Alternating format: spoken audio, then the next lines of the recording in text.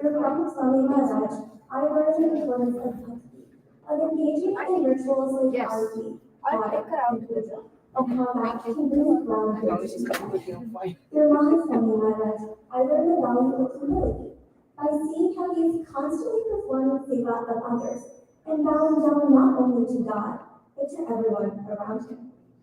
Despite being sadhus who left the entire world behind, they showed the deepest and most genuine care and concern for humanity, and this inspired me to volunteer in the construction of the Robbinsville Ashram. Next slide. It was a transformative year, full of bhakti, a way of expressing love for God and Guru alongside hundreds of my peers. It was a year full of my own growth and development, where I learned new skills and put into practice virtues like patience, forgiveness, leadership, and unity, virtues I see in my gurus. In the book In Love and Ease, the author Yogi Trivedi shares a personal experience with Ramaswamy Maharaj from when he was just 5 years old. It was 1988 in New York, and one evening, Yogi was presenting a story in front of Ramaswamy during his evening meal. Suddenly, a young sadhu rushed into the room with a cordless phone and a call from India. Ramaswamy, along with everybody else, shifted their attention to the international phone call. And when Yogi realized that nobody was paying attention to him anymore, he burst into tears. Ramaswamy asked what happened, and Yogi exclaimed, "Swami Shri, it was you. You stopped listening to me, and then so did everybody else." And immediately, Ramaswamy Maharaj apologized to the young boy. He said, "I'm sorry, it's my fault. I should have paid better attention to you, and it won't happen again." And he encouraged Yogi to restart his story.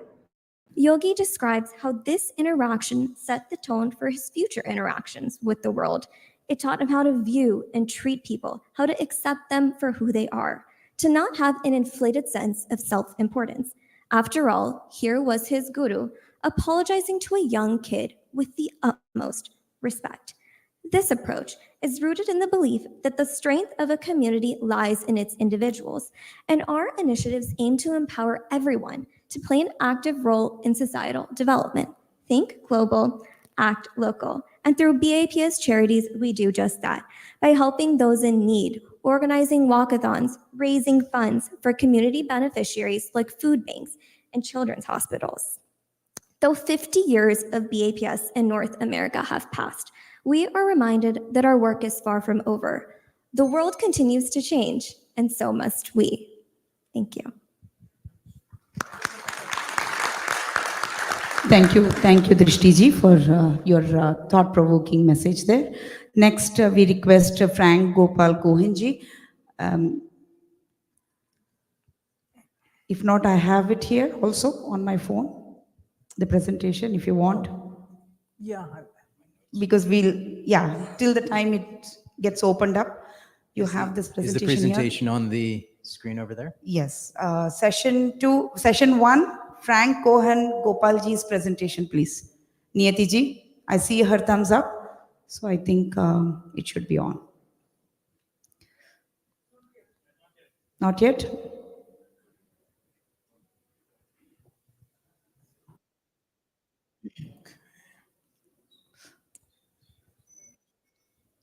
Does that bell mean it's on? I think we should start. I think it will be on any minute. Okay. Well, thank you so much for allowing me to come. I'll introduce myself. My name is Gopal Das. My given name was Frank, and it applies because I try to be as frank as possible. And I'll do that today, if you don't mind. I am representing the New Goloka Mandir in Hillsborough, North Carolina, which is ISKCON of North Carolina. And if and when the presentation comes up, you'll see my contact information. It's up? Great. So feel free to mark that down and contact me anytime. Please consider me your servant. And this is my favorite thing to do, is to serve others. So please allow me to do that. My presentation today is about the art of sharing through listening. Of course, you touched on that a lot in your presentation, which I really appreciate. It was a great segue. I think that we all can understand through practical experience that we've been given by Krishna 2 ears and 1 mouth, and if we use them accordingly, then we will be able to hear before we speak, so we'll know what is best to speak. I'm especially speaking about for the youth, the Hindu diaspora youth, as well as those who we meet out and about in the world, in America, in India, and all over. Everyone is seeking, everyone is searching, especially before they reach what we call middle age, which could be 40 or 50, or for some 60 or 70. They don't reach middle age until then. So when we use our ears, we hear to understand, not just to respond. Of course, this is an old cliche. We've known this for some time, but understanding is extremely important. So before we share our understanding with younger people, and especially our own children or students, if we want to bring a sustainable Dharmic generation after generation, then we need to hear what they need. One of the wonderful things about Sanatana Dharma that I found is that it meets the needs of so many different individuals through study, through music, through dance, through fun, so many things that allow so many different individuals that have a varied range of interest can find what they need within the structure and process of Sanatana Dharma. If we go to slide 1. So what is autonomy?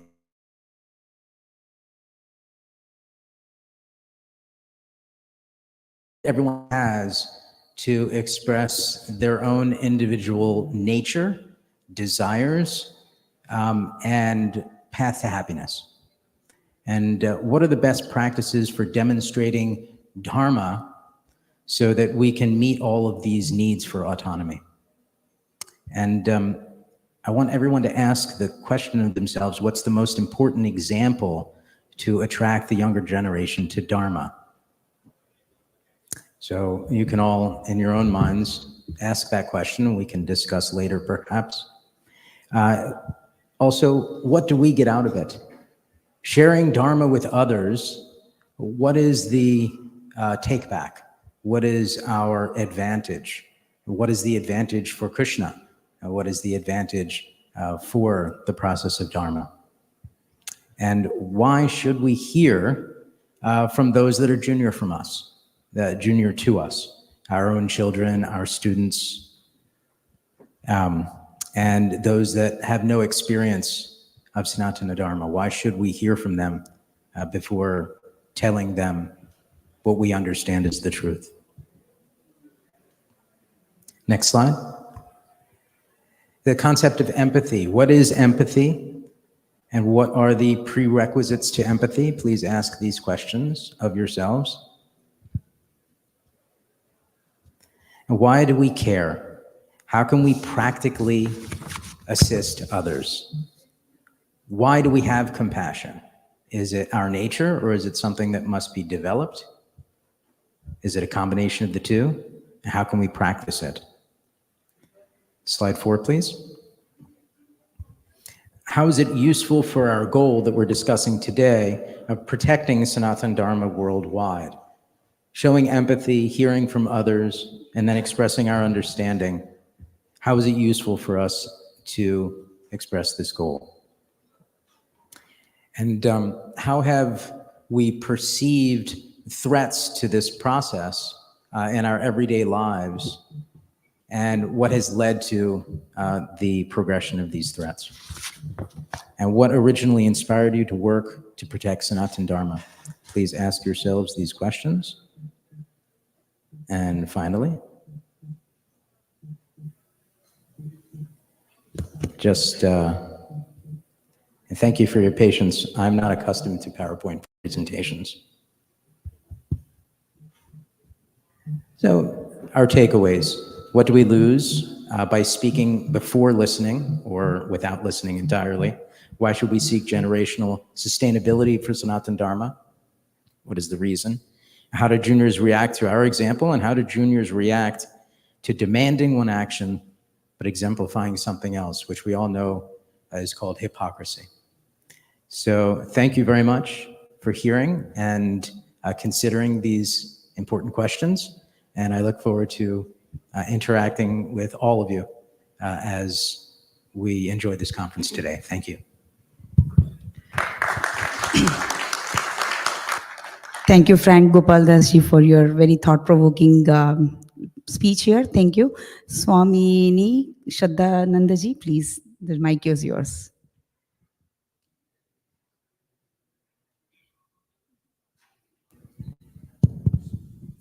Namo Narayana. We're here to talk in some way, shape, or form about the Hindu diaspora. But in all honesty, that is not my story to tell. I am a consequence of the Hindu diaspora. I was not part of it. I am a 60-year-old American Caucasian woman born and bred in the United States. And my background is one that didn't have a whole lot of diversity in it. I was part of an Irish-American family, raised Catholic. And at some point in time, there was something missing, and I recognized that. And that I loved the tradition I was raised in. I loved my family, my friends, my community, but there was also something missing. Now, jump forward to 2007. In between 1963 and 2007, I was introduced in a number of different ways to meditation, to the physical practice of yoga, to concepts from the Bhagavad Gita and some of the other more subtle teachings of Sanatana Dharma. But they didn't come to me in a way that made complete, succinct sense, only that gave me little sound bites of epiphany, the things that I could walk forward with, that I could allow to lead me as an inspiration in my life. But in 2007, I met Swami Adhyatmanandaji, my divine guru, and under his tutelage, I came to understand what the gift of this tradition truly is. That all of the things that I felt were lacking in my own heart, my own being, my own presence, they were made clear by being a student with his teachings. Swami Adhyatmanandaji was within the Shivananda tradition, so there was the blessing of Swami Chidanandaji, his direct guru, and Swami Shivanandaji, and all of the great rishis and sages and teachers that came before, all of the amazing souls that existed within India and throughout the world, who embraced these teachings and brought them forward. So I had the opportunity in 2007 to spend some time at Swamiji's ashram in India. And what I found there was an answer, or at least a good part of an answer.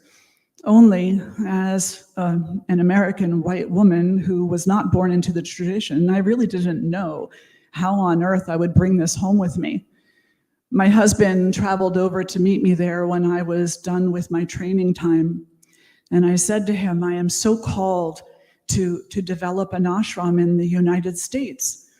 And then he said, that's a really good retirement plan. And I said, that's not quite what I mean. So I sat down with Swamiji and he gave me his blessings. And he said, yes, you can absolutely do this. He said, you can do this because you're the one who is willing to. You can do this because you're the one who will be completely, radically responsible for the authenticity and the genuineness of what you bring forth in society. So you must always be mindful to be honoring and respectful of the tradition, to bring this from a place that honors the root of where these teachings come from, and not from the ego, which tends to try to take authority and possession over everything. His words ring true to me every single day, and it allows me, it empowers me to maintain a space which I personally consider to be one of humility, as well as great respect for this tradition. So we developed an ashram in Reading, Pennsylvania. Swamiji, during his life, had the opportunity to come and to see the space and to bless it and to visit us on a regular basis there. And through the time of the development of the ashram, we got to meet many different people from non-Hindus. And the one thing that many non-Hindus have said when they've walked through the doors of the ashram, when I enter here, I feel such a peace.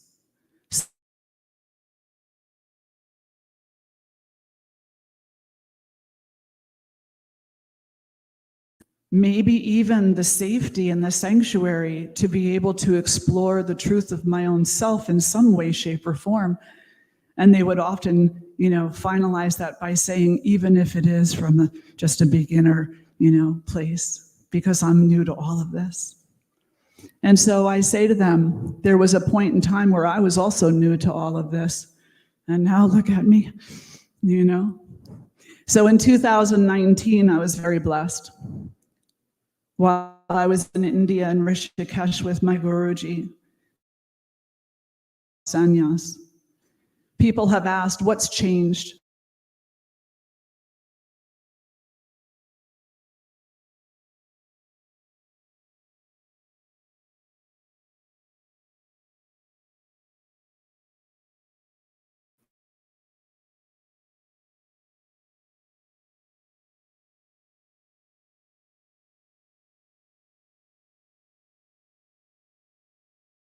And niyamas. I give myself permission to make mistakes, and then I give myself an even greater permission to correct myself. I live in honor of my guru and my guru's guru and all of those teachers who have come before.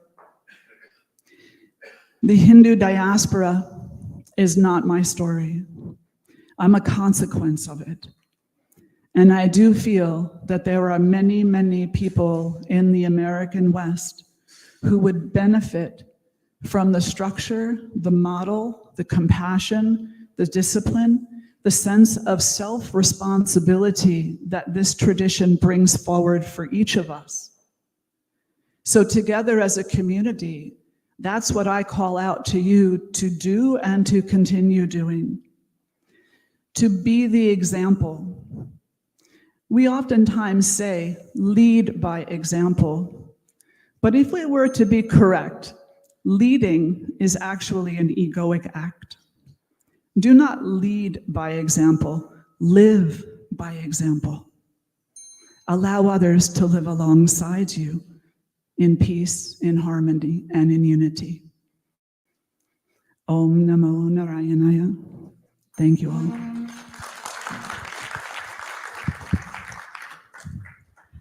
Thank you, Swaminiji. I'll come down there. I want to see my slides. Anyway, you're going to hear me, so don't worry about seeing me. Okay, bring my presentation.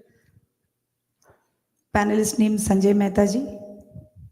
Are the slides up? I don't trust technology. I'll say something, they show something else, right?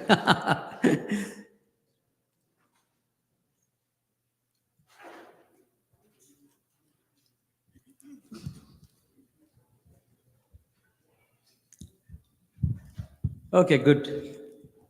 So namaste, and this is Swamini continuing with your model. She said there is a wonderful model Sanatana Dharma presents to the world. Here is the model, right? It's happened. It's divine, right? My presentation is next to what you said. So it is, we talk basics of Hindu Dharma in modern context. One thing we need to remember that modern means we are not changing anything. We are retaining the essence and the core. Modern doesn't change anything. So next slide, please. Yeah, that's the right. Next slide, please. Yes. So this is the theme of the conference in deepening the roots, Sanatana Dharma roots. And this is banyan tree, Akshayvat. And we all know that the deep roots of Akshayvat goes very deep. And that's why the roots are being generated, and the Akshayvat is the longest living tree. That is Sanatana Dharma. Next slide, please. Okay, here is that what Swaminiji says. This is a one-time password. Your OTP to Sanatana Dharma. This is a one-time password. but the entry is Sanatan, eternal. Once you get that password, you're forever in the Sanatan Dharma, right? So I'll talk, just hold on, right? So I'll tell a small story and then we'll talk about this. The story goes, there was a kingdom. The king was very rich and he has a lot of wealth, and his army, the soldiers were very strong, very healthy, educated. And then king said, oh, we have everything. So he said, we'll buy some modern arms for our army. So he bought modern arms and all the ammunitions. And he said, no, our kingdom is protected. We are rich. Our soldiers are strong and everything. But then neighboring country attacked them and they lost the war. Even king was also in the prison with the soldiers. And he said, what happened? You people are so good, so strong, educated. We have modern arms and we lost the war. And then the minister says, you know, king, what we made a mistake. We never taught our soldiers how to use the arms. What is the purpose of having good arms? So that's the problem, right? We can keep saying Sanatana Dharma has a lot of value, ancient, Patanjali Rishi. But am I practicing or not? If I'm not, then it's like that. Same thing. So that's what the OTP is, that we all have to do this. I'm here for next 1.5 days. I do these practices. If anyone of have question, you can talk to me. We practically do that. I'll show you. And some of you might have already initiated into this. So one is that Omkar Jap. We should do Omkar Jap every day. In fact, Guru Nanak Dev said that once you do Omkar Jap, it will become Ajapa Jap. You don't have to do Jap. It will come from within. That's the power of Omkar Jap. Trikal Sandhya. We should do Trikal Sandhya every day. If you're not initiated officially, we can talk to our priest. I'm officially initiated, but it's very simple. I tell my students, a lot of people follow what I say. Trikal Sandhya mein 3 baar Bhagwan ka naam lena hai. 3 times, just remember Bhagwan. Just say Hare Krishna, that's fine. But 3 times. And there is a logic. I mean, you can read Trikal Sandhya. Then Panch Mahayagya. We all should do, and I'll show the next slide. Panch Mahayagya every day we can do that, right? It's very easy. And I do that, right? So next slide, please. So Omkar Jap. I mean, we know all our Shastras talk about that. Pranava Sarva Vedeshu Aham. Bhagavan says in the Bhagavad Gita, whole Chandogya Upanishad talks about Omkar, right? This is Bhagavan's name. You go to Mandir, our Swami TV, from Ashvidya Gurukulam, he says, go to Mandir, look at Krishna, look at Shiv, just look at Om. That's it. Everything is Om. So that is power of Omkar, right? It's name of Bhagavan. Next slide, please. I'll go faster because we cannot go talk in detail. Trikal Sandhya. We all can do that, right? It starts with Sankalpam and ends with Samarpanam. There are steps between Marjamam, Achmanam. We don't have the purpose of that time when there was Gurukul, you are sitting doing that. But here we can do in office. We can do while sitting in the bus. There is a afternoon time. Do Trikal Sandhya. Just close your eyes, say Bhagwan's name. Whatever bhajan you want to do that.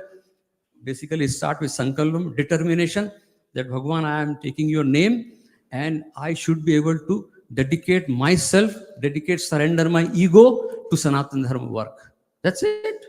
That's the Trikal Sandhya. We should do 3 times. And there are various ways. We can, if you have any question, you can talk to me later. So next slide, please. And then Panch Mahayagya. I know I'm not going into detail. You all know that. If you don't know that, take this slide. It is made, and this is for all this presentation is made for Bal Vihar kids.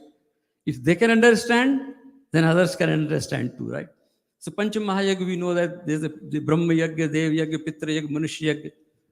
Every day, I do it every day. I find a homeless guy, I just take 1 quarter, 2 quarter, give it to them. Go and do the Namaskar plants. America is big on environment, right? Do pranam to plants. Take care of animals. Don't throw things. Don't spoil the atmosphere. This is all written thousands of years ago by our rishis. We can do it every day. We should actually. And I do it. So this is the OTP, right? Omkar Jap, Trikal Sandhya, P Panch Mahayagya. This is a one-time password, but eternally you are in the Sanatana practice, right? So next slide, please. Next slide.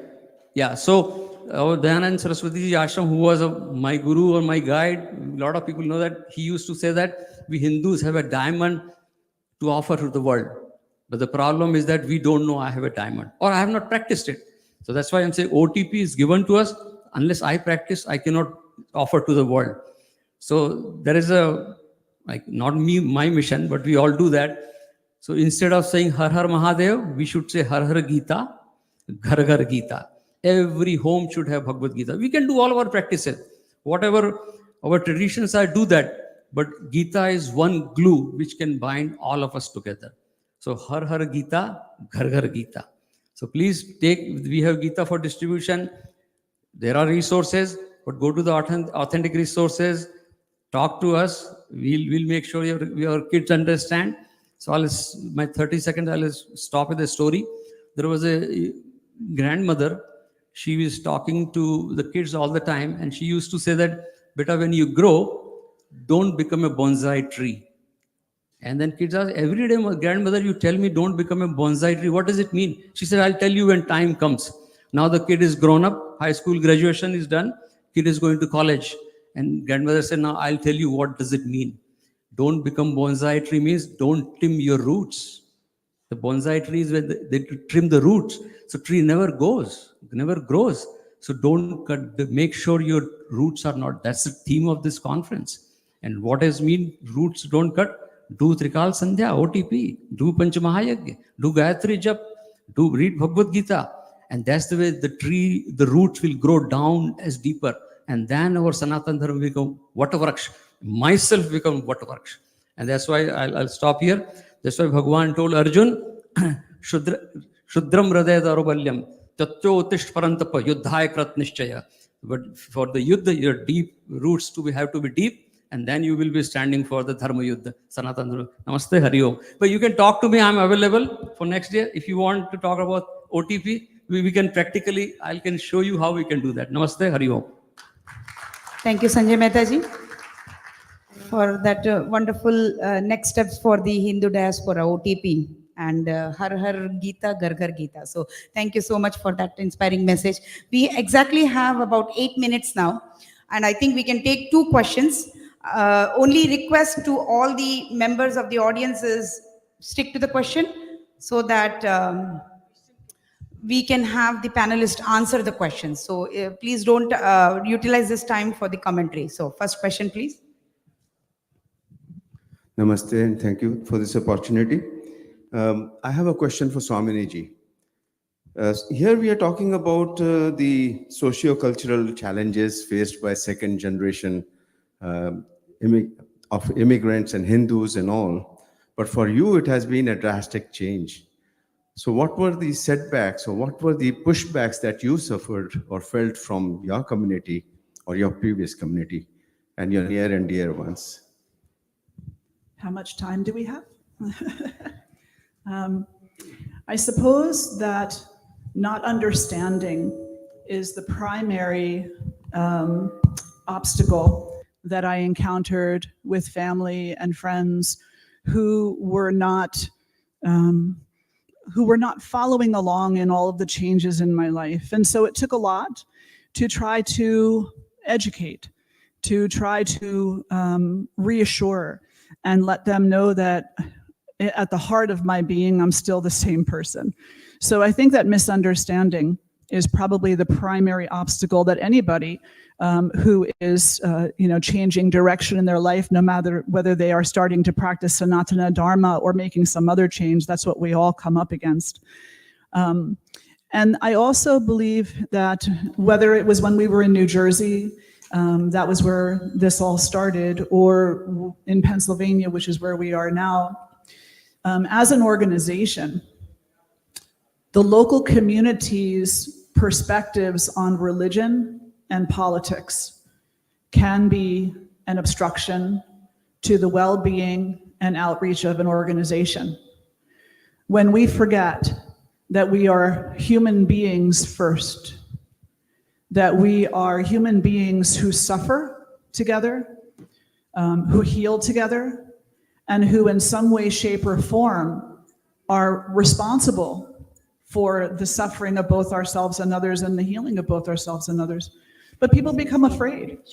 They become afraid of that which they don't know. So a lot of time is spent reaching out and talking with individuals who have absolutely no idea what Hinduism is, what Sanatana Dharma is, what an ashram is, what a Swamini is. I think the number one comment I get is, I thought Swamis were only men. Yeah. So, and I see many female Swamis in the room today, so bless you all. Thank you for being here. And for the path that you walk. So I would say that those would be the two main things. Myself as an individual, I didn't have an obstacle for myself and my intention personally. This was the right thing for me in my life. This is where I am meant to be. And I never doubted that for not even a single moment. It's the epiphany of it, yes? The spiritual epiphany or the spiritual impulse.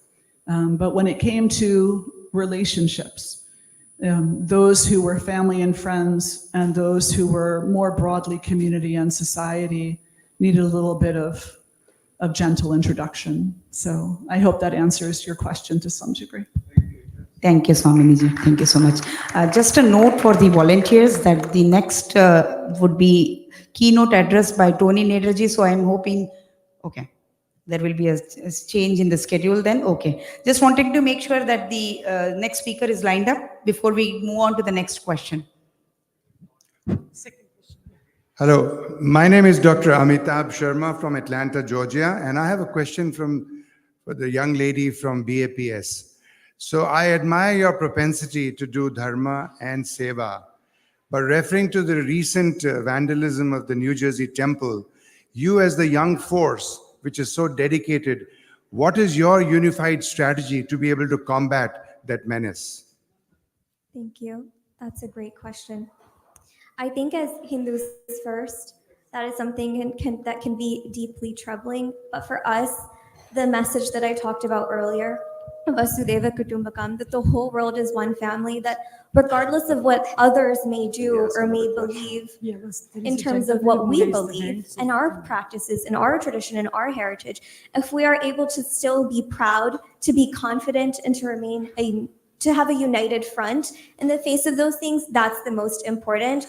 For me as a youth, it means still being proud, perhaps even more proud of where I come from, of the mandir that I go to, and making sure that I'm playing my own part in making sure that that value that we see in those mandirs is brought to the world by coming to forums like this, by volunteering, by speaking with my friends at my college, all of those things to really share what it is. Because I think at the core, people sometimes are scared of the unknown, of what they don't understand. And that is what we're all here to do today, is to think about how we can bring that forward to others in our society. So when that unknown is gone, they can understand that there is something about the core of our Hindu values that are values not just across religions, but across humanity and human beings as well. Thank you. Thank you, Drishtiji. I think we have time for one more question. Hello, this is Deepak from Triad Hindu Temple. This is from Greensboro. I have a question for Mehtaji from Hindu Jain Temple. Gita Satsang is something we have been really trying hard for the last 2 years to engage the community, but there is very less participation. You know, the kids do come, but how are you successful in implementing that Har Har Gita, Gar Gar Gita? Is there, this is something we have worked with ISKCON Temple. We have an ongoing engagement. We're trying to really make it big, but we are really struggling. How do you bring that response from the community? Any examples? Yeah. Yeah, so first thing we have to keep in mind that we always be less people for that, but that's fine. The soldiers are always less in number, 5% GDP going to soldiers, right? That's we have to understand. Second is so I particularly with young kids, the Bhagavad Gita class is very successful. There are always, it's on Zoom sometime personally, the current examples. So when we are putting Arjun and here is Arjun is deluded. So we have to see what they are facing in school or every day. We have to bring those examples. And for example, just very quickly, 30 seconds. There are siblings at home or some kids are like high school or middle school. There is a Bhagavad Gita shlok, yad yad acharati shreshtah. So we have to tell them, this is a social responsibility. That shlok talks about social responsibility. Lok sangraha. So we said that you're responsible for not for just for yourself also, but for your siblings. So we have to bring those examples, current examples, and bring, like, for example, football. And I'm a NFL fan, right? I'll bring them. Oh, here's the defense. Defense has a very important role to play in football, right? Unless defense is strong, you're going to lose the game. So defense means you're making yourself strong, and bring another shlok like that. Or so that's the way it goes very well with the kids, and they like it. Actually, I tell you, they love Bhagavad Gita because it addresses exactly what they're looking for. We can talk more offline, but I promise it works, and it has worked with my kids. It has worked with many kids I have worked with, so it works. So take it, Har Har Gita, Ghar Ghar Gita. Thank you. Thank you, Sanjay ji. Tejal ji, do we have time for the next question? Okay, if you don't mind coming closer to the podium also, I have to talk to you. So one last question for this session before we move on. Rakesh Gupta from Hindu Bhavan in Fayetteville, North Carolina. I am posing this question to the panel, and anybody can take the question. I find that most temples, chanting and rituals take the primary role. And I find it very hard to get our youth involved at our temple. We have a youth group. We have, every other week we meet. But the question is, how do you engage our youth, especially because most of the temples indulge primarily in rituals and chanting, and they don't understand the language. So I'm curious how you do that. Thank you for that question. That's a great question.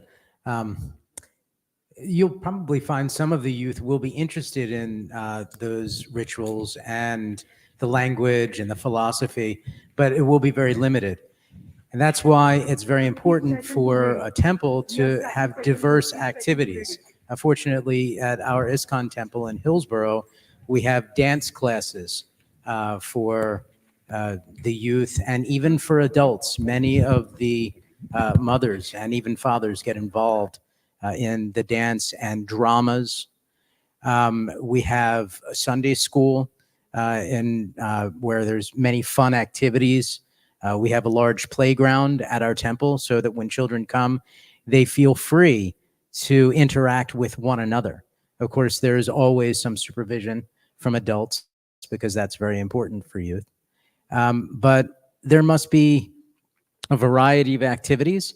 And another thing is that there's so many different youth, so many kids with so many different interests. Some of them like to read, some of them like to sing, some of them may like to dance, some like to study, some like to play video games, some like to draw. So first of all, try to approach the parents to ask their children what they're involved in. And then you can introduce new activities into your temple, into your community that appeal to a wider range of youth. Does that make sense? Thank you.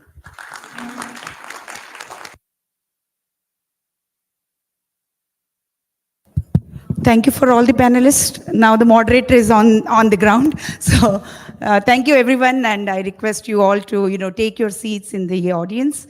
We really, thankful for your insightful, remarks this morning. Thank you so much.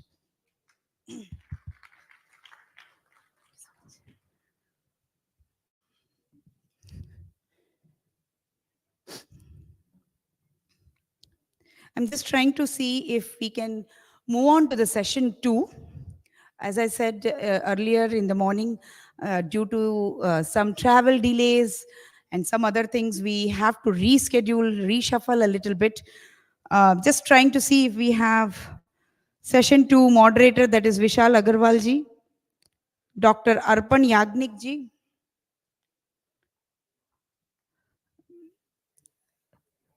Shri Shajiv Jagannathan ji, Shri Gadidas Meghir ji, Murli Sanctuary, Tennessee. That's you, right? Okay. And we do have one more panelist from Hindu University of America, I'm not sure if we have them in. Okay, Ankurji, please. So I'll introduce and thank you everybody for your patience here. I'll introduce the moderator, Vishal Agarwalji, to the audience. Vishal Agarwal, I don't know. I personally feel you don't need any introduction, but there's one sentence that Sanjay ji said about him, and that has stuck to my mind. Is he's the Veda Vyas. He's the Veda Vyas of Minnesota. He has done extensive work in Hindu scriptures, and he has brought in a very digestible form for all of us. So I'll give the mic to you for doing a 50-word bio of yourself, and then you can invite all the panelists and give them the mic for the bio. So namaste everyone. As you can see, Vallabha is also from Minnesota, so she has to praise a fellow Minnesotan from here. So I am Vishal Agarwal, and I have been with my family in the United States for 31 years. So professionally, I'm a biomedical engineer, but a lifelong student of Hindu Dharma. So collecting all of our sacred literature and secondary works related to Hindu Dharma in India in a digital format has been a lifelong project for me. So any one of you, if you are looking for any Shastras in a PDF form, whichever Shakha of the Veda, whether published or in manuscript, feel free to reach out. So in addition, we have co-founded and co-started a very successful Bal Vihar at the Mandir. We don't even advertise for it. It's oversubscribed. We have a waiting list. And we also have a teenagers club. And actually, one of our panelists is also going to talk about what he's done to engage the next generations. The importance that our Mandir gives to education and cultural programs is highlighted by the fact that HSMN has approved a budget of $6 to $7 million specifically for an education and culture center on our campus. And so our panelists are now today going to focus on how we are going to sustain our mandirs and make sure that they have a very broad-based appeal and relevance to our community, the generations to come, they don't become like museums after a few decades, and how we can take on the challenges through our mandirs, which are our primary institutions, and keep our community engaged in our dharma in many, many ways. So with that, I would like to pass on the mic to the panelists and ask them to give a brief introduction about themselves, and then we'll have their presentation. So I'll start from the right. We have our very dynamic president from the Hindu Society of Minnesota, the Hindu Mandir in Minnesota, Shajiv Jagannathan. Namaste, namaskaram everyone. My name is Shajiv Jagannathan. I am the president of the Hindu Society of Minnesota. We serve over 50,000 Hindus in the state of Minnesota, and I'm proud to be here today representing my organization and certainly representing one thing that we all stand for, Hinduism. Pranam everyone. I'm Arpan Yagnik, and I'm a professor at the Penn State University. A little bit more about you. So Shajive is, I think you're from Sri Lanka, and your better half is also from Sri Lanka. And since we are depicting our global spread of Hindu Dharma, so we are very proud to be led by a Sri Lankan Hindu. And something more about you. Well, I'm a student, and one of my major goals is to be a student of Brahma Vidya and Atma Gnan, a good student. So I'm working on my Shishyata and Patrata. But in my role, I do a lot of work in the area of creativity and fear. So I travel all across the globe and do different workshops and trainings for different stakeholders, including governments, corporates, as well as students on defeating fear and enhancing creativity. I also do work in the area of stigma, and my most recent book was on intergenerational harmony. And it's like you dress very nice, you are going to go for a gathering, but there is a little pebble in your shoe. Without intergenerational harmony, you will not be able to go further. So what are the challenges? And I, in the book, have proposed something called an earth model, ERTH. It's like a thermometer. It will give you in a unit what is the level of intergenerational harmony, and then how to develop different interventions to increase that harmony. So that's a little bit about me. Thank you very much. And now we have our third speaker who's going to introduce himself. Namaste, thank you. I am Ankur Patel, Director of Outreach for Hindu University of America Online University. We have 3 divisions, a community education division, a series of certificate programs, and a graduate division. Over the last 5.5 years, we've had over 3,700 individuals take at least one course. Hindu Studies, Sanskritam. We just acquired the California College of Ayurveda, and we're offering lots of online courses, in-person retreats at our campus in Florida. Please do take a course at Hindu University of America. Well, I just mentioned to Kalyan that our plan is to relocate to Florida eventually. So hopefully I'll be a part of it. So whose presentation is up first? Yeah, I have this in the Mandirvani. Same order? Yeah, same order. Okay. I think there are one panelist that we are waiting on. So the first presentation in the list is by Dr. Arpan Yagnik on my right.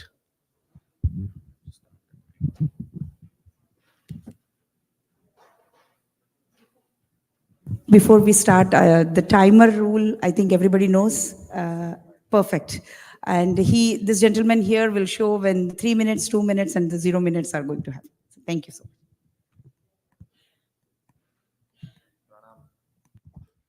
Pranam everyone again. One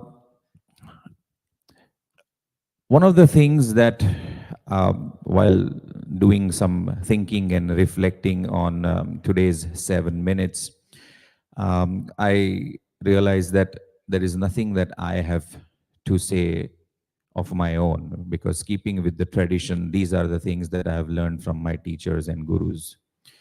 One of the challenges that is identified is that we have moved very, very far away from the wisdom of living. And we have focused extensively and exclusively on the wisdom of earning. The Arthoparjan, there are 4 Purusharths, Dharma, Arth, Kam, and Moksha.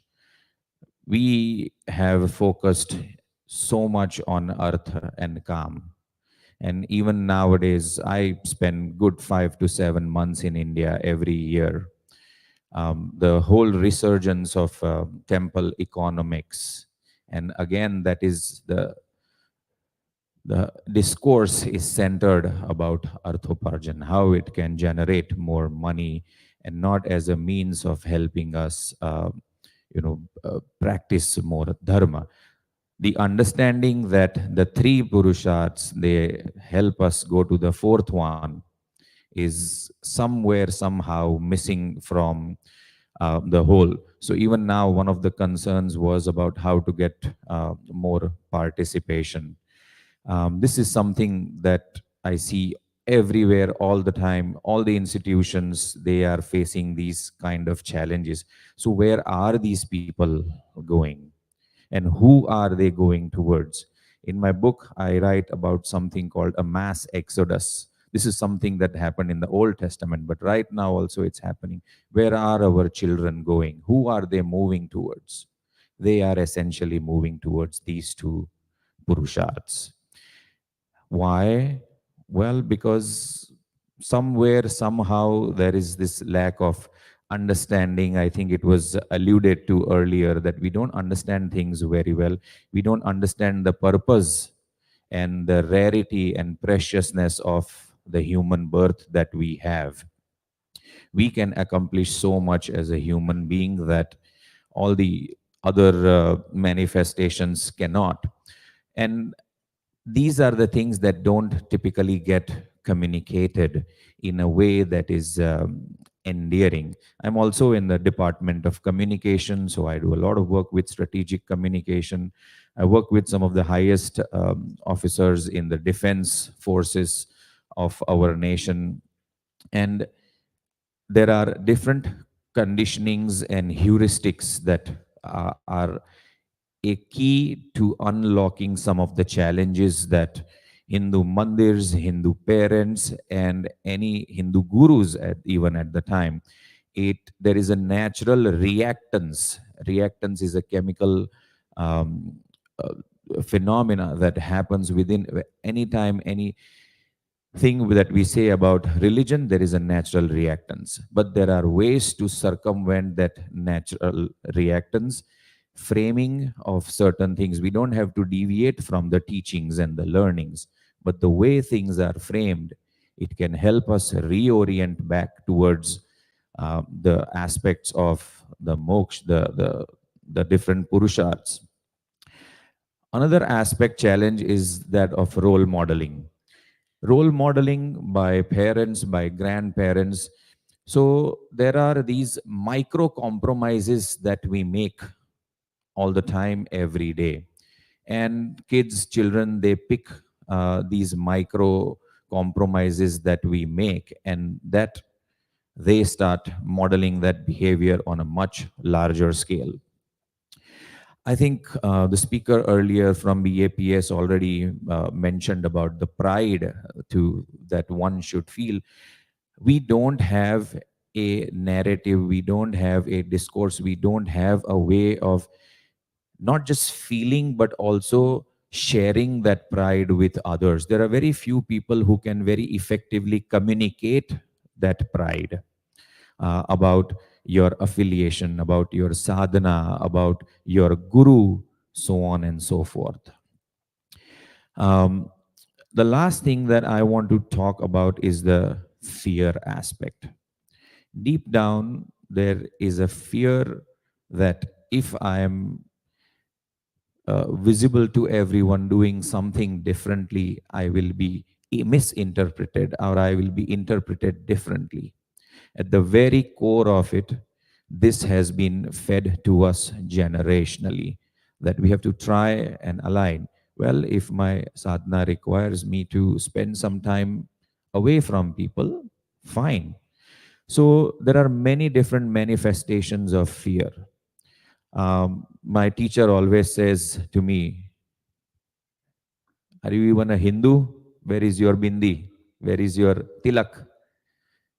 And I've never seen my mother puts a bindi, but not that after the puja they'll come, you do it, but then immediately. It's the fear that someone is going to make fun of me, someone is going to notice it, because I don't have the effective means of communicating that, hey, this is something that, empowers me, enables me to do things that otherwise, are not part of my living situations. So fear manifests itself in many stories. We don't have proper, earlier somebody mentioned about defense. I think Mehtaji mentioned that. When there are, again, microaggressions and arguments against all the craziness that happens in Hinduism, we don't have an effective communicative defense. We don't even need that, but you should be able to at least identify and explain that, no, that's not the case, this is how it is. And that is part of us not understanding, us taking what is so precious to us, what is so rare for us as granted. Our tradition is what is precious to us, and thank you so much for keeping time. I forgot my own time. And I yield the mic to the next panelist. Thank you all so very much, and pranam.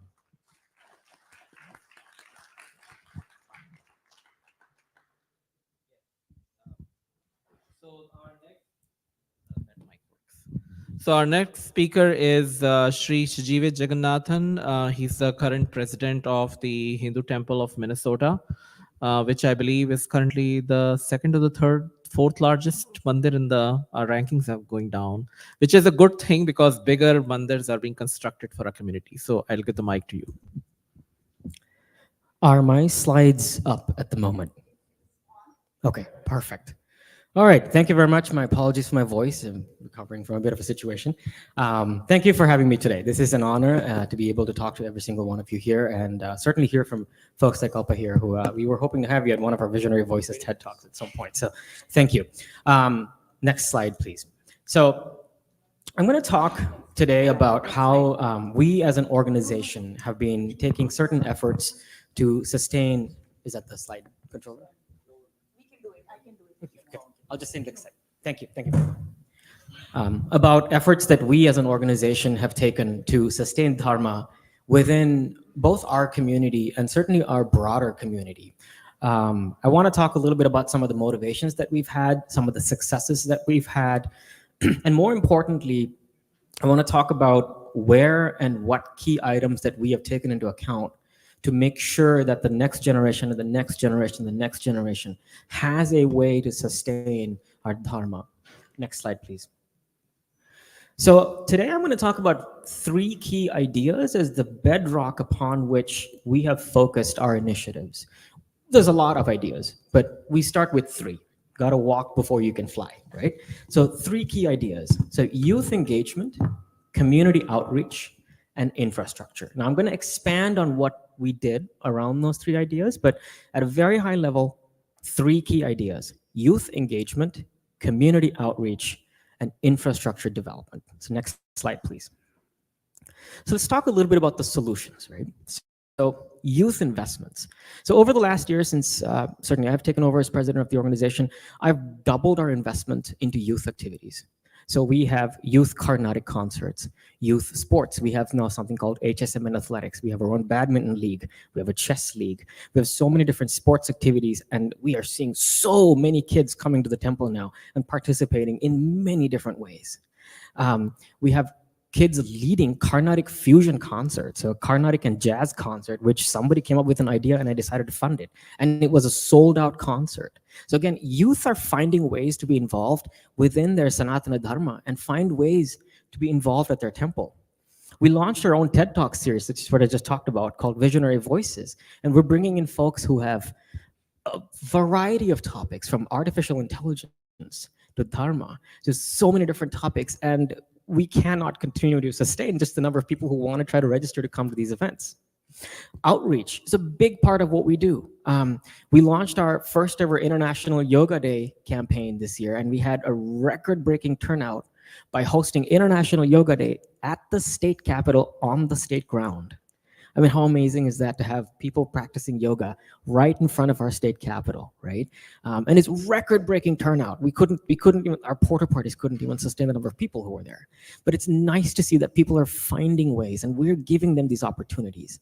We launched our community garden as a way for our community to come and garden, grow vegetables, and then we use them in our own kitchen. And amazing. The harvest, I was just at the garden yesterday, right before I got on the flight, and I was looking at the harvest. We have all carrots and beans and all kinds of harvest that we're growing in our temple. Next slide, please. And as Vallabha and Vishalji talked about, we're fundraising right now to a record-breaking investment, which is a $7 million new cultural arts and education center, which will sustain and bring forward our additional Dharmic teachings. And I'm going to talk a little bit about hats and him a little bit later down the line, but I want you to remember the fact that that's a big investment that we as a community are making in the next generation and the next generation and the next generation. I won't benefit from that center, but the next generation will. We have strategic partnerships. So I work with University of Minnesota's Hindu Yuva, and we fund them whenever they go to conferences, like when they go to the HSS conference, we fund them. And we work with them to come to the temple. When they want to volunteer, these are kids. They don't have a car to drive to the temple. I'll pay for their Uber, or I'll hire a bus and have them transport them from the University of Minnesota to our campus. And we see so many kids wanted to come to our temple and volunteer. We also work with other student organizations like the Hindu Student Association, newly founded association. And more recently, I've been working with the Minneapolis Institute of Art, a world-renowned institute of art, to create a syllabus that our Shilpi can teach sculpting. This is a first time ever in the history, and we're launching this in January next year. We're a volunteer-run organization. Every month there's over 200 volunteers who volunteer. We actually have an automated system to manage all of our volunteers. And we are now a Presidential Volunteer Service Award organization. So every volunteer can be awarded a Presidential Service Award. And so another way of doing seva and sustaining that dharma. And I talked about HATS and hymns. So HATS is Hindu American Temple School. One of the original founders is sitting over here. We teach Dharmic classes, everything from religion to language. And we cannot continue to sustain the number of kids who are registering for our Sunday classes. One of the reasons we're investing $7 million on a brand new facility for these kids to use. Hindu Youth of Minnesota, again, co-founder sitting over here. Hindu Youth of Minnesota is sort of a sub-organization within the Hindu Society of Minnesota for youth. They do youth-centric activities. They have a Hindu prom. They have all kinds of fun activities, bringing kids back. And they love our temple. And the key winning point, next slide, please. 35% increase in youth engagement over just the last 8 months. 35%. Now remember, we serve 56,780 Hindus in the state of Minnesota. That's my base. And that number is growing. The state of Minnesota predicts that number to be 100,000 in the next 10 years. And so if we're going to be able to sustain the next 100,000 Hindus in the state of Minnesota, that's the next generation. We need to be able to create the foundation now so that we're sustaining Dharma, giving them a reason to come to the temple, giving them a reason. And I'll tell you something, the biggest win of the day is when I walk up to one of the kids on a Sunday school and they walk up to me and they say, my temple. They don't say the temple. That's the win. That is the biggest win. We're seeing an incredibly strong connection from kids, as I said, and broader community participation, just like our record-breaking yoga day. And we are building a sustainable future. We're 40% powered by solar power, and we're growing that even more. We're installing EV chargers. We're moving toward a brighter, sustainable future. And last slide. So in conclusion, we've made tremendous efforts at our organization as the 4th largest temple serving 56,280 Hindus to sustain Dharma and give people a reason to love their temple. And as I said, and I continue to say, the biggest win of the day that you can all do for the next generation is when kids walk up to you and say, my temple. Thank you. Thank you very much for your beautiful presentation. And now we have a representative from the Hindu University of America, and hopefully we'll be neighbors in the future. Thank you. You know, that last point about my temple, I love it. My temple, our university, our Hindu University of America, my own, and our Hindu institutions, right? Our Hindu ecosystem, and all of us are doing our own path, walking together, maybe separately, but still working together. My own story, you know, I grew up in Los Angeles, born in '85, went to public school, was not taught very much about Hinduism, and what I was taught wasn't very good, right? So I meandered. I wasn't, I did go to Mandir. I asked the questions to the Guru or the Swami, didn't get good answers, went to UCLA and got into my Dharma in the environment, sustainability. That was the activism that called me, and I think a lot of young people do that. I've ran for office 3 different times. But it was after that 3rd time I ran for office, I really got connected to the Hindu community. And then Kalyanji, the president of Hindu University of America, recruited me. So since 2018, 2019, when we got the university rejuvenated, when we went online, I have learned so much. I have become proud of my Hindu heritage. I have learned so much about what is in our ancient knowledge systems. And the challenge is applying it to the modern context in a way that is that has to deal with, we always get the question about career. What are we going to do if we study Hinduism, right? How are we going to apply it?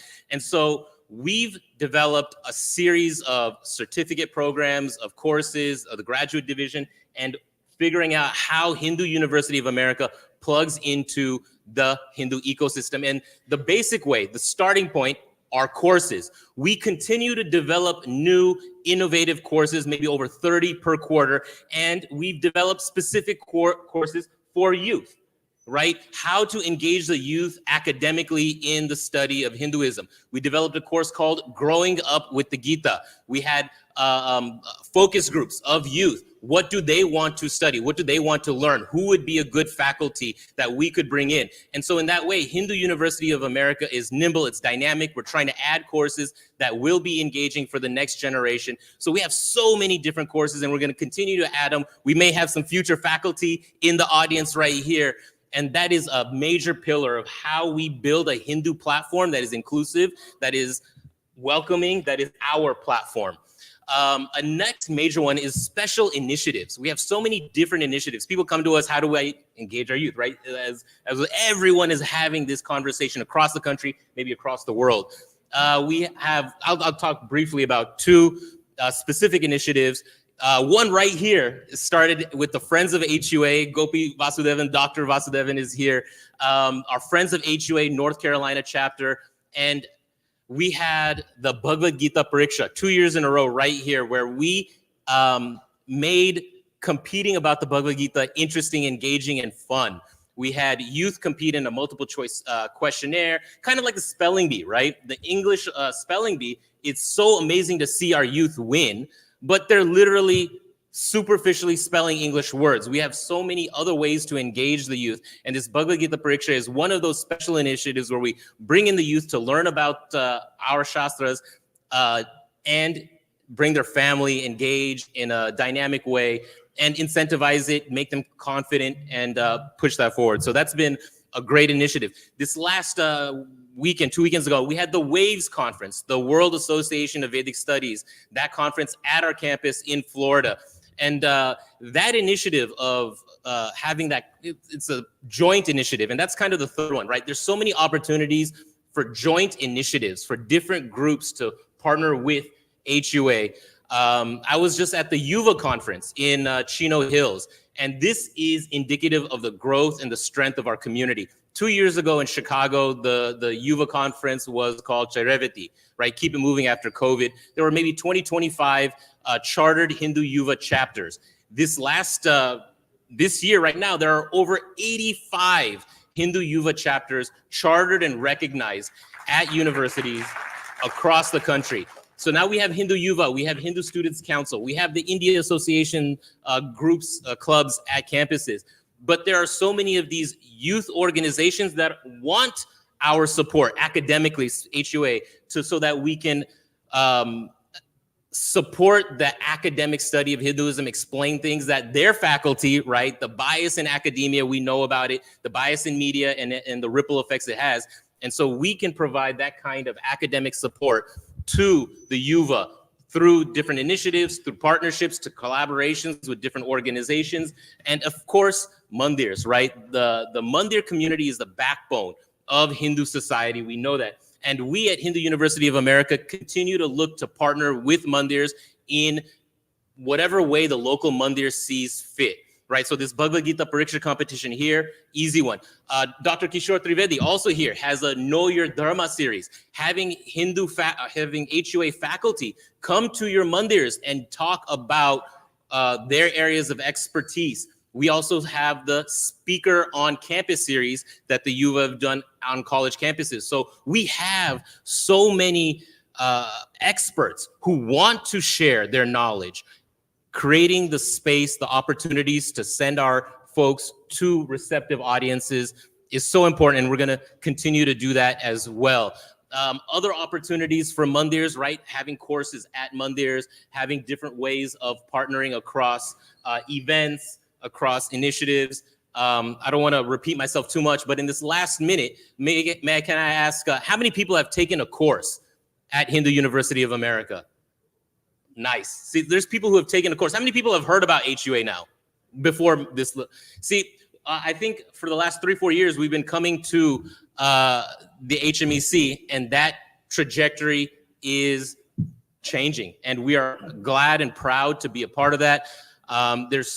If you have creative ideas to partner with Hindu University of America, we are happy to do that. And we look forward to creating new vehicles to engage the younger generation and the older generation, that now that you've maybe retired or you're on your way to retirement and you have some time and you want to know, why am I here? Where am I going? What is in my ancient heritage? Please join Hindu University of America. Join us in a course through our Friends of HUA chapters and support locally. I'm Ankur Patel, Director of Outreach. I like to be creative, come up with different ways that we can support you, that you can support us, and we can walk together for Dharma. Thank you. Vishal Agarwalji, we have the Yes. fourth panelist here. Yes, Gadi I Darji. saw Shri Murariji. Why don't you please step to the stage and You can talk from here also if you wish to. Yeah, of course, of course. I And think first, he'll you can say a few words about yourself to introduce yourself. I have a Oh, the yeah, slide yeah, itself. he's Okay. here. Yes, you can have the clicker as well. I'm just trying to make sure the back team knows. Hi. Could you project the Hare slides Krishna. for the panelist, Shri Gadidas Murari ji? Yes.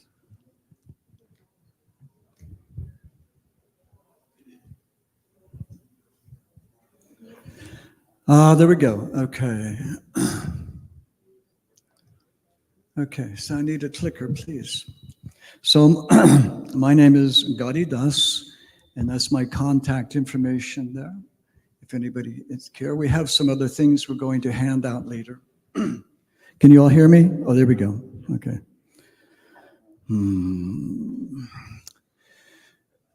So opportunities while respecting traditions, and we're going to focus on our Goshala and our temple. It's a temple Goshala ashram.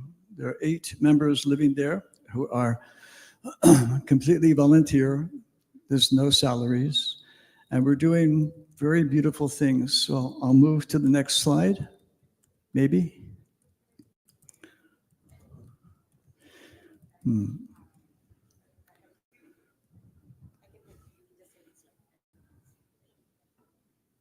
Oh, I got it point back there.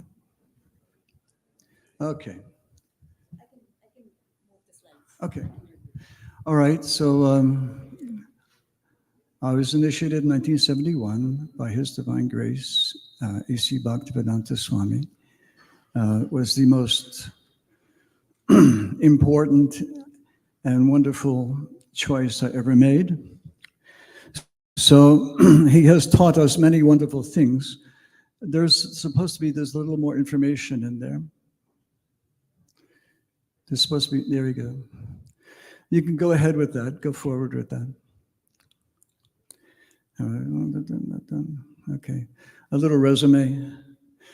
The goal of Marari Kirtan Sanctuary in Goshala is to provide a common place in the greater Nashville area for all people of Hindu diaspora, as well as for other Krishna devotees to experience Vedic traditions and spirituality. It is a sanctuary for opportunities to engage with people of Hindu values from all over the world. So we can go ahead. Next slide. So we are centered, the center picture is our small but humble temple housing the deities of Radha and Krishna and Gaur Nitai. And we have interactions on a regular basis with the different temples in our area. Swaminarayan Temple, Ganesh Temple, the Hindu Cultural Center in Huntsville, Alabama, Sri Krishna Pranami Temple, Sri Umigadam, and Sri Sai Baba Temple. So we interact and we have a lot of visitors coming from these various temples to our Goshala.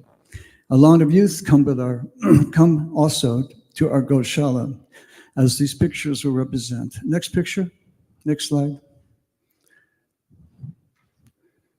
Next. Back up. So at the grand opening of the Amiya Dam was not too long ago in July. They invited a lot of the presidents and temple presidents and priests and so forth to attend. A lot of people came, a humongous amount of people came to that program. So, okay, next.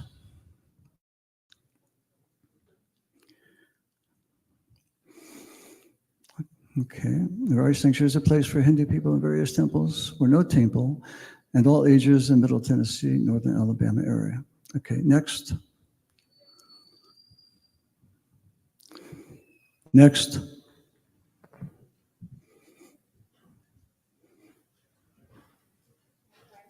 Yes, what happened? Oh, okay. Of common interest to all Hindus and all, actually, those who are studying Vedic traditions is the cow preservation interaction, spiritual experience in prayer and worship, social interaction, making new friends, cultural traditions, sustainable farming, Indian varieties of vegetables and dairy products. Next picture.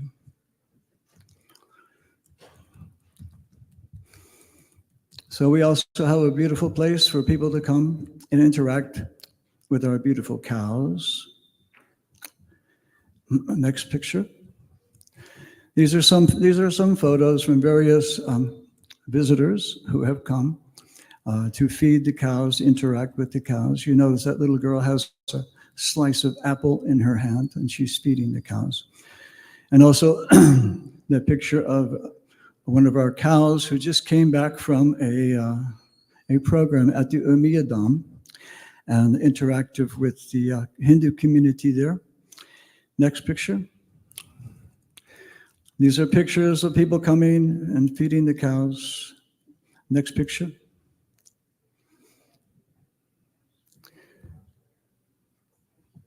Next picture.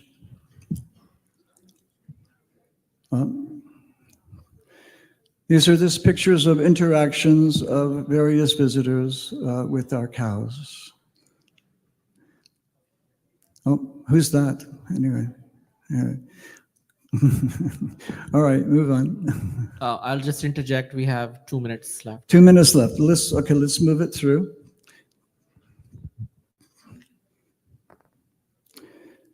This is our John Mastami. We're a very remote place, and we still had 250 guests on a Monday night, which was very beautiful. Good, next, go. Okay, go. That's our deities, Radha and Krishna. This was my spiritual master and our deities. There's the reasons that I do what I do. Next. We had this another festival, Govardhan Puja. All the major festivals we observe and invite people to. Next. Kirtan, next. I guess. Next. This was Lakshmi Puja. There was a Lakshmi Puja there for the cows. Am I okay with time? Yeah, 1 minute. Okay, keep moving on.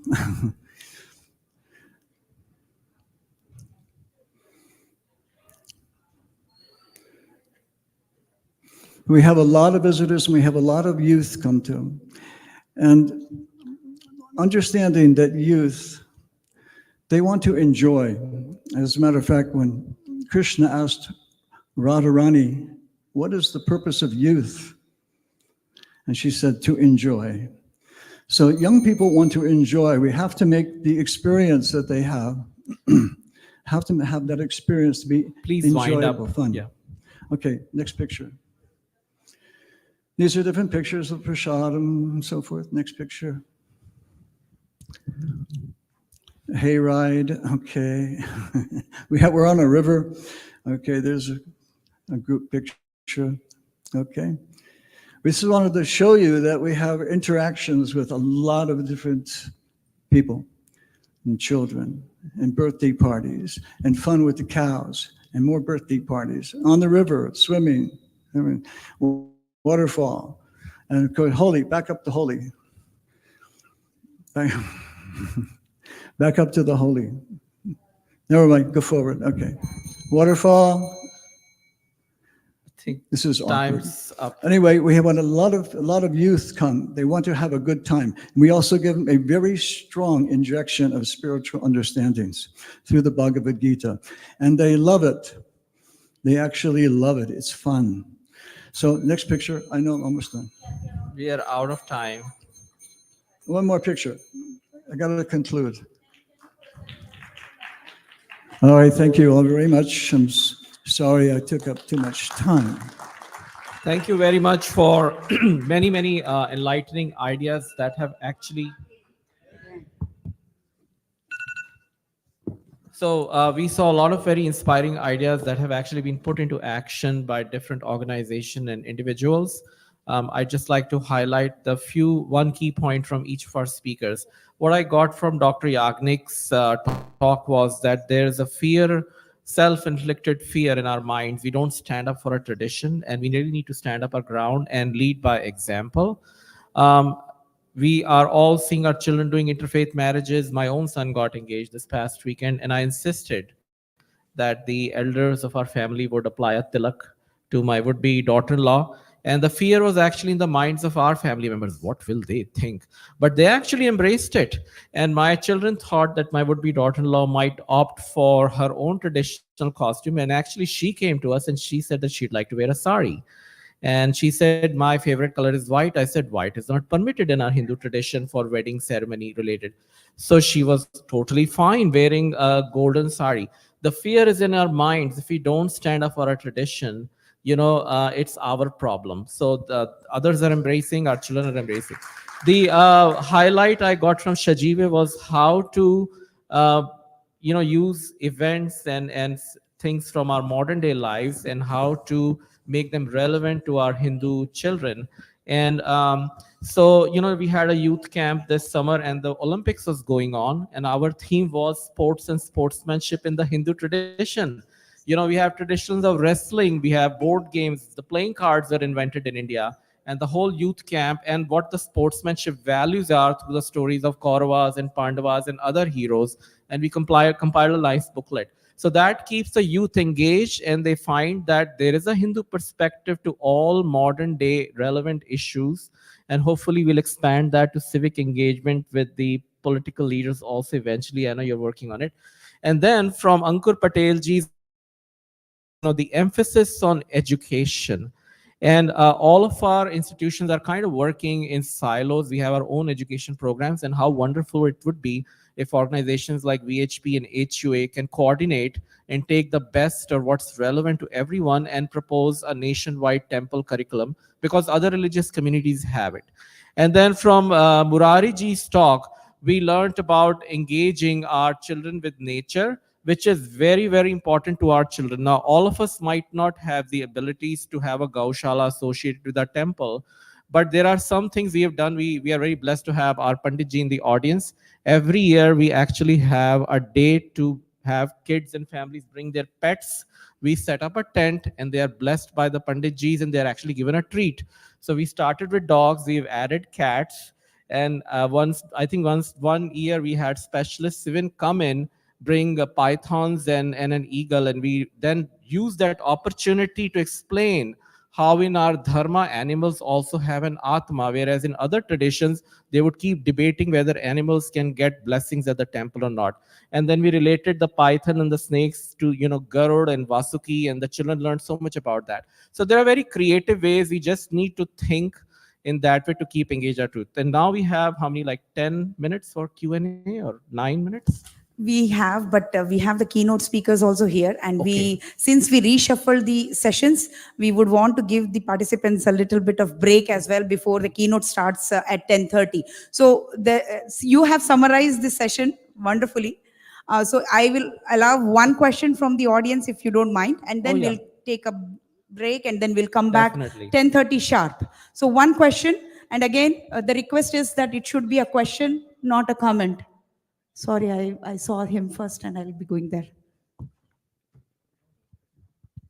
Namaskar to everybody. My name is Mehul Raja from VHP LA. Couple of things to Shajiv ji. You guys are doing excellent work.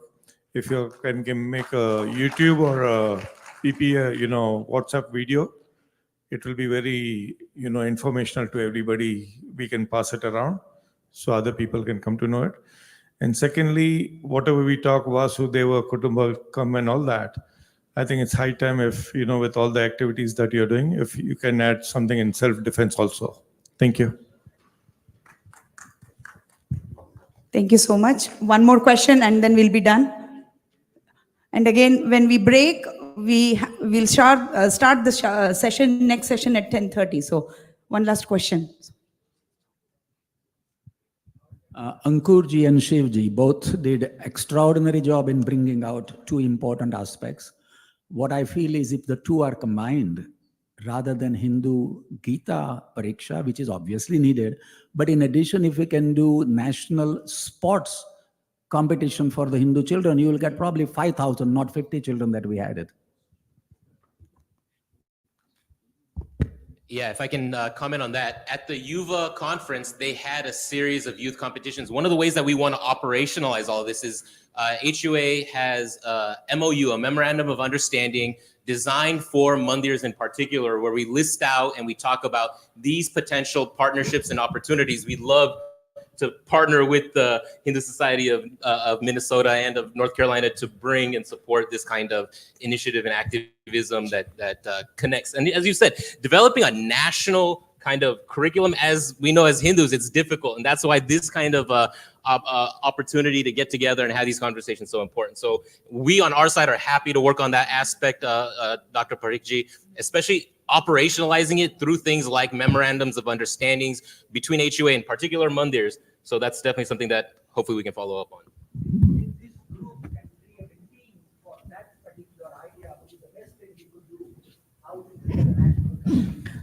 Yeah, like Absolutely. I said, we have lots of individual efforts. The Indian Association of Minnesota has compiled a book of 100 traditional Indian games. I can send a PDF of that if you would like, but we need to have a national We'll effort. take it as an action item for this HMEC and, we'll distribute to all the participants. So thank you. Thank you for noting that. We are on time and thank you everyone. We'll, as I said, we'll come back at 10:30 sharp so that the session moves forward, and we have two wonderful keynote speakers here already in the house waiting to address the delegates. Thank you so much. Thank you for the moderators and the panelists of this session. You were very understanding when there was a shift in the schedule. So thank you. Thank you. Thank you very much for accommodating, sitting here for constant 2 hours. We all need a little bio break. So please apologize to our guest. Everybody is waiting here for so long. So please be back to your seat in time at 10:30 sharp.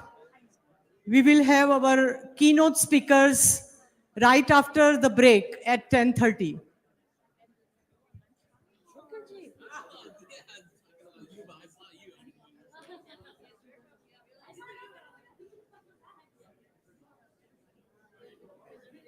Huh?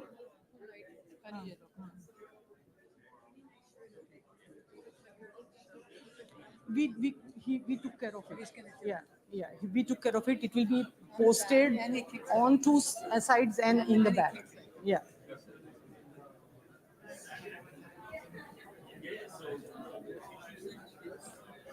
એમને ક્લિકરમાં હશે ને Tony નેડરને હા હા Huh? You have the garland? Yes, everything is ready there. They are waiting. Ajay bhai will go on the stage and honor him with the garland and the shawl from BHPA. Oh, nice. Yeah. So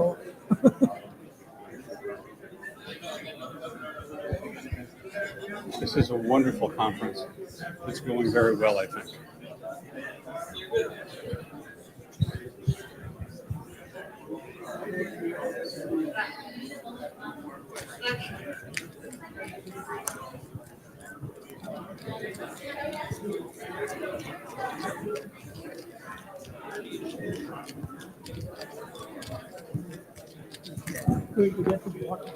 Sanjay भैया साध्वी जी के लिए मैं सोच रही हूँ अमिता जी को stage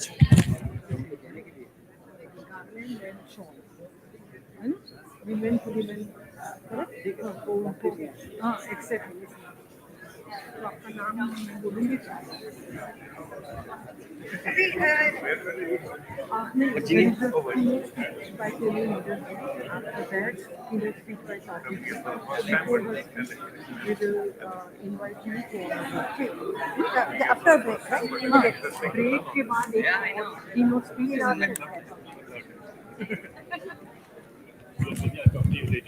for what? Huh?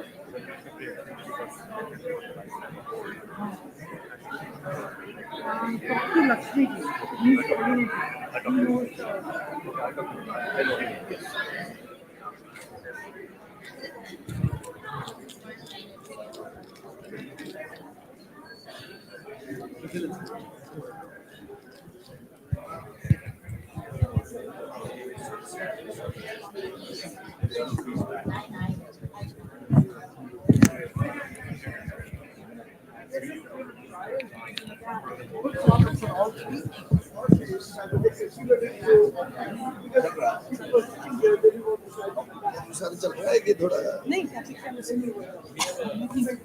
Because of their travel disturbances, we have to move them.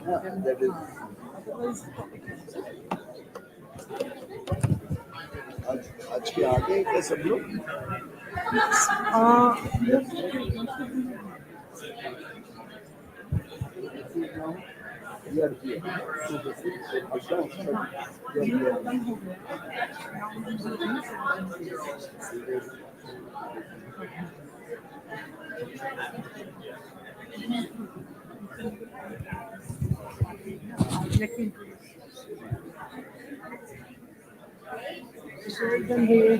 प्रणाम माननीय नवीन पटनायक जी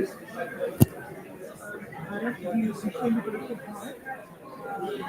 परिषद वर्ल्ड आई से general secretary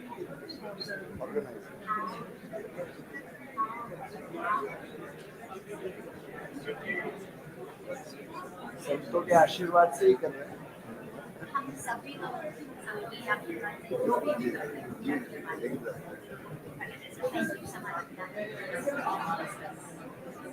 Your session is there.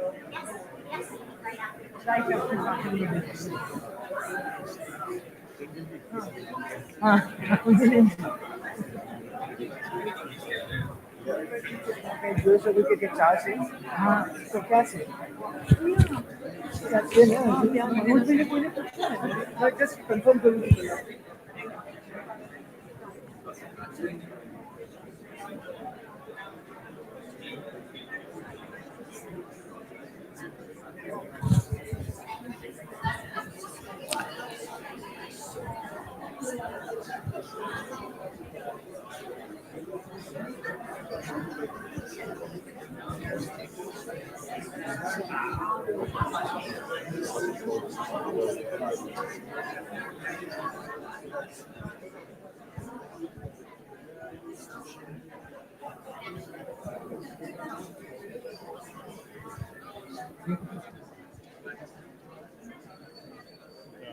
So, where is he from? Originally, Virginia? No, LA, Los Angeles. I don't know whether he's here or not. But you know me, this right is a book next to the commission. Jacket pehna hai jinhone, brown jacket. He would know because he's from LA. So he would know if he's here or not. Okay, I will check it. I have a question. I don't know if you can ask somebody.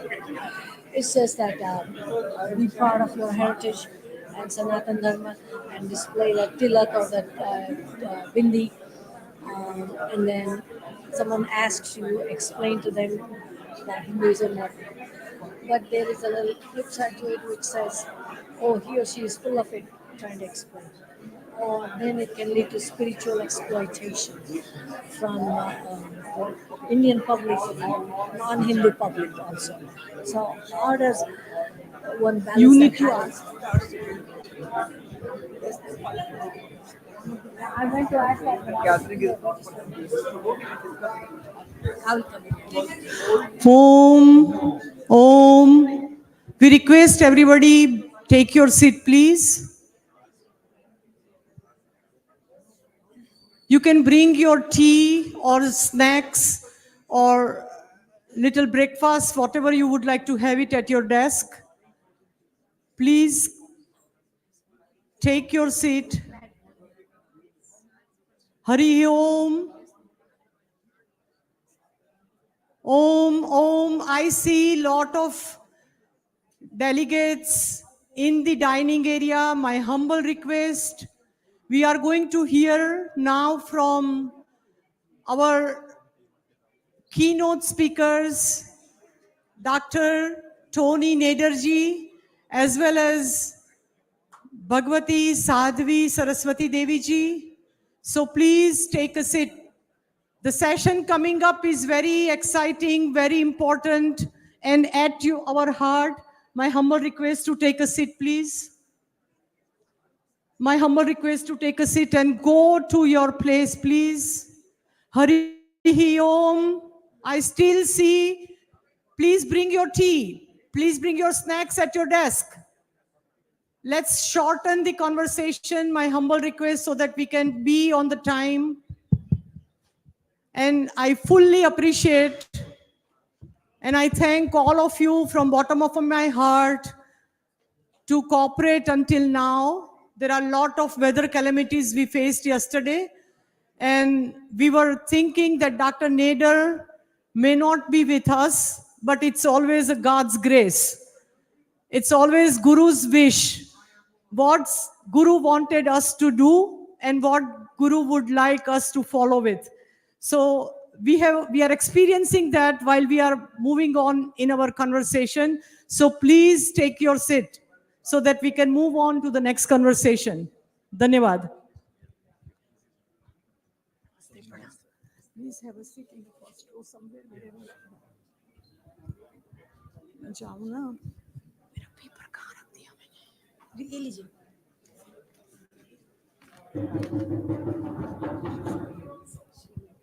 Swamiji is not here. No, she's there. She's there. She's sitting. She's there. It's okay. Don't worry about that. She'll come.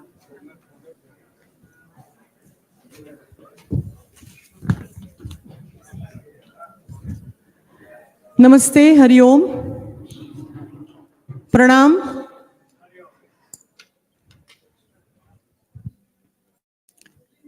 I will do a brief introduction of Dr. Tony Naderji, who is called Raja Ramji by Pujyapad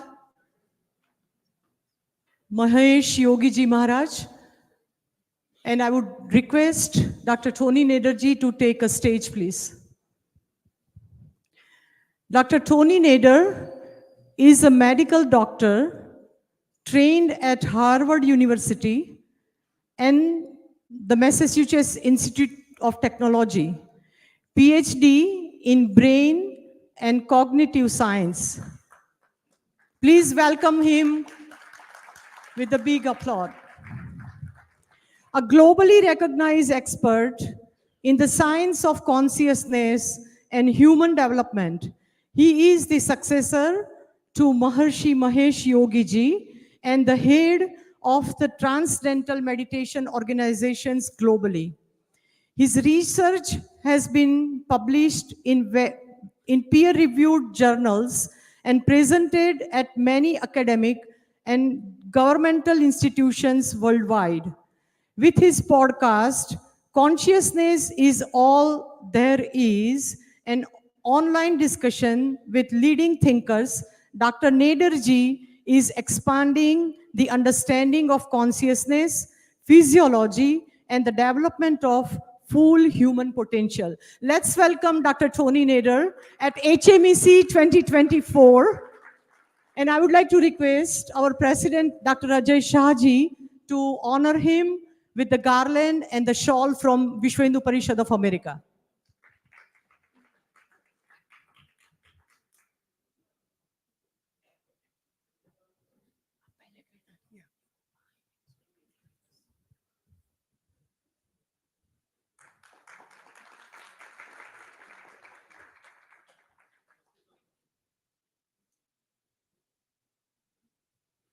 The moment has come. We all are eagerly waiting. I don't want to stand in between you and Dr. Naderji. I will hand over the mic to him. Thank you, Dhanyavad. I will go to the podium so we can see the slides together, if it's okay.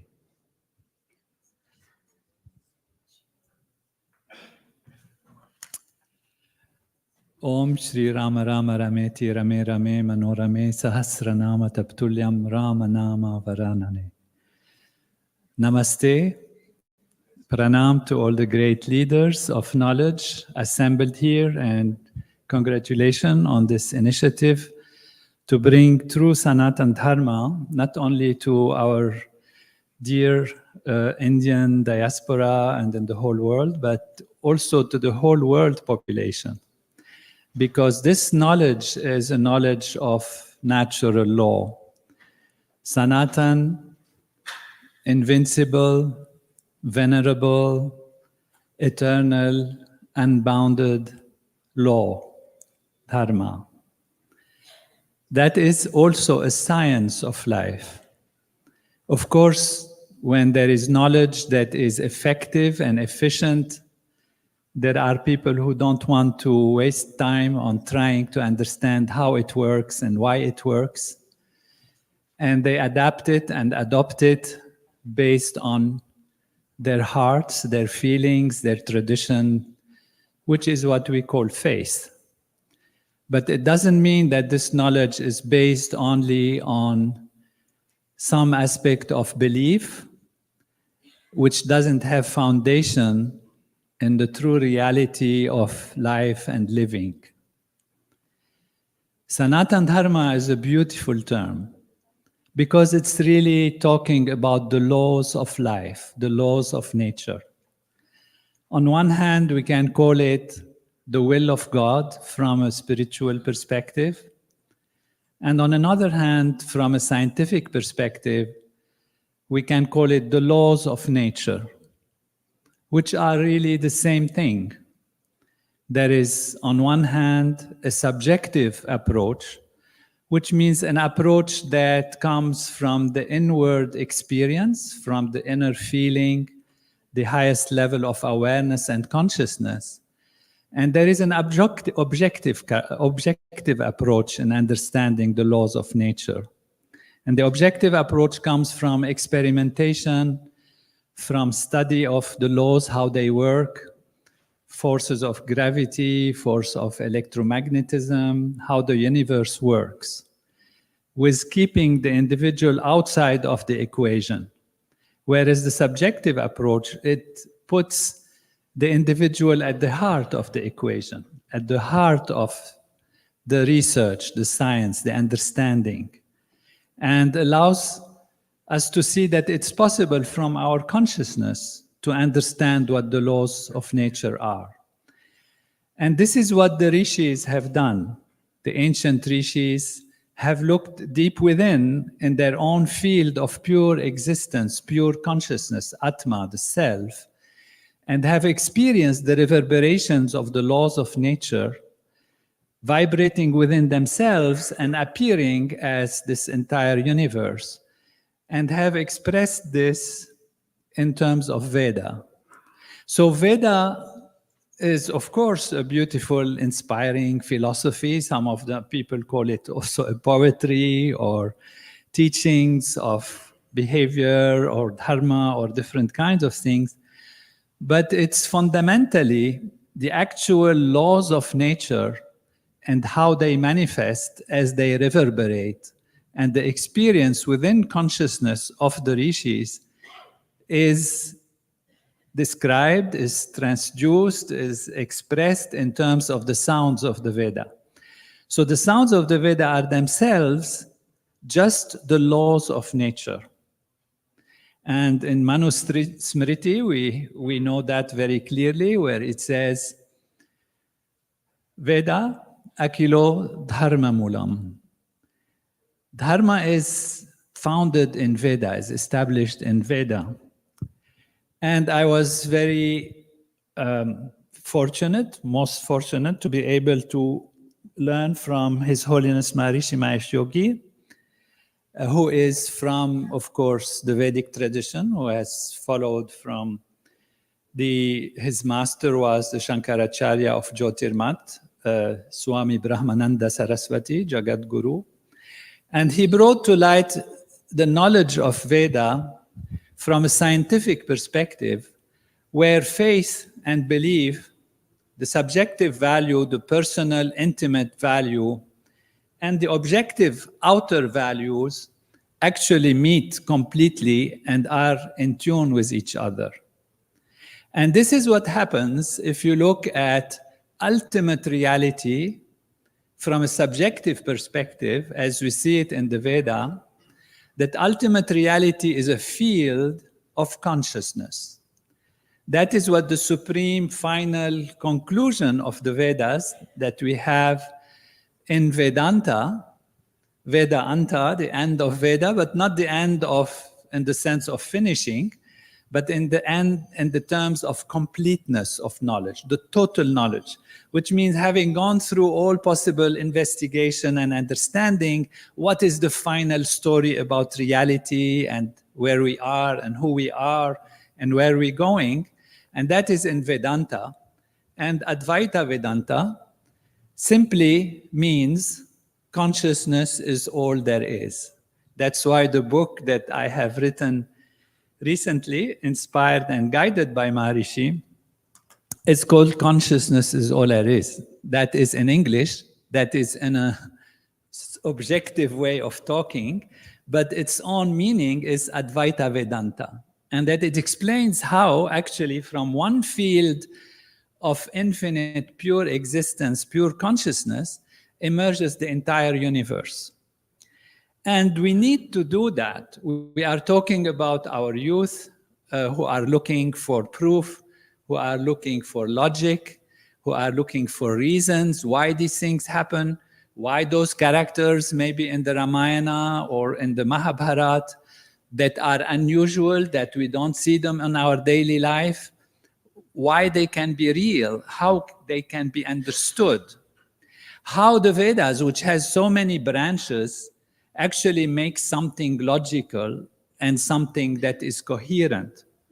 And this is where we have a paradigm, an understanding. As we see in this chart, on the right side of the chart, it shows the physiology, human physiology or a society, and then an individual, and then modern science. This is a modern science kind of chart on the right side. And it shows that we are all made out of course, organs, and organs are made out of tissues. Tissues are made out of cells, and cells are made out of molecules, and molecules are made out of atoms, and then particles, etc. And then you go to a field reality, which is the discovery from modern science that everything is based on a field. At the beginning, they were thinking of different kinds of fields. There is the electromagnetic field, there is the gravitational field, there is the weak force, strong force. And then as they kept looking into the nature of reality, scientists are now postulating one field, which is called the unified field of all the laws of nature. That is one entity, one reality that appears as the differences on the surface. So all that we see as differences in the universe is based on one field, the unified field of all the laws of nature. What we can call this is ultimate objectivity, which means when science looks in an objective way at what is making the whole universe and went deeper and deeper and deeper into what is the constituent, what is the ultimate substance, they came to a unified field. That is exactly what Veda says. It says that ultimately there is one Atma, one field of being, which is a source of everything. And transcendental meditation is a technique which we see on the left side that allows our mind to settle down to a state of being which we call pure consciousness, where we transcend all surface values, which means we go beyond the activity of the mind. It's like an ocean with the waves on the surface. And as you dive deep within, you go to a state of more and more inner quiet, more and more inner silence, until you transcend and you reach a state of pure being where you are aware, you're conscious, but there is no content in consciousness. And that is a field of pure being, pure consciousness. And from this field emerges the entire creation, the entire manifestation. Now, this emerges as vibrations of the field because this field is a field of consciousness. And that field of consciousness looks at itself, reverberates within itself. Nivartadwam goes back to itself. And from that, it creates all the realities that are on the surface level, all the manifest energy that creates the universe comes from the reverberations of this field. This has to be explained logically, philosophically, scientifically, and this is what I propose to you, and I hope you will take time to look at this realities through this book, through this publication, Consciousness is All There Is, to see how is it possible that one field appears as many and appears as the universe. Because this is the one gap that is missing. And that gap is, for the philosophers and the scientists, how can something non-physical, non-material appear as the entire physical universe? We know in the Veda that it says Maya is the key, and Krishna in the Bhagavad Gita says it's through my Maya that I create, that things happen again and again. But even the understanding of Maya is not complete, because when we say Maya is an illusion, people accuse us of saying that all of this, what we're doing now, all our reality, all our suffering and pains and joys and happiness, all that we work with on the surface is an illusion. But that is a misunderstanding of the true nature of Maya. The true nature of Maya is the hiding of the absolute so that the absolute can experience from limited perspectives.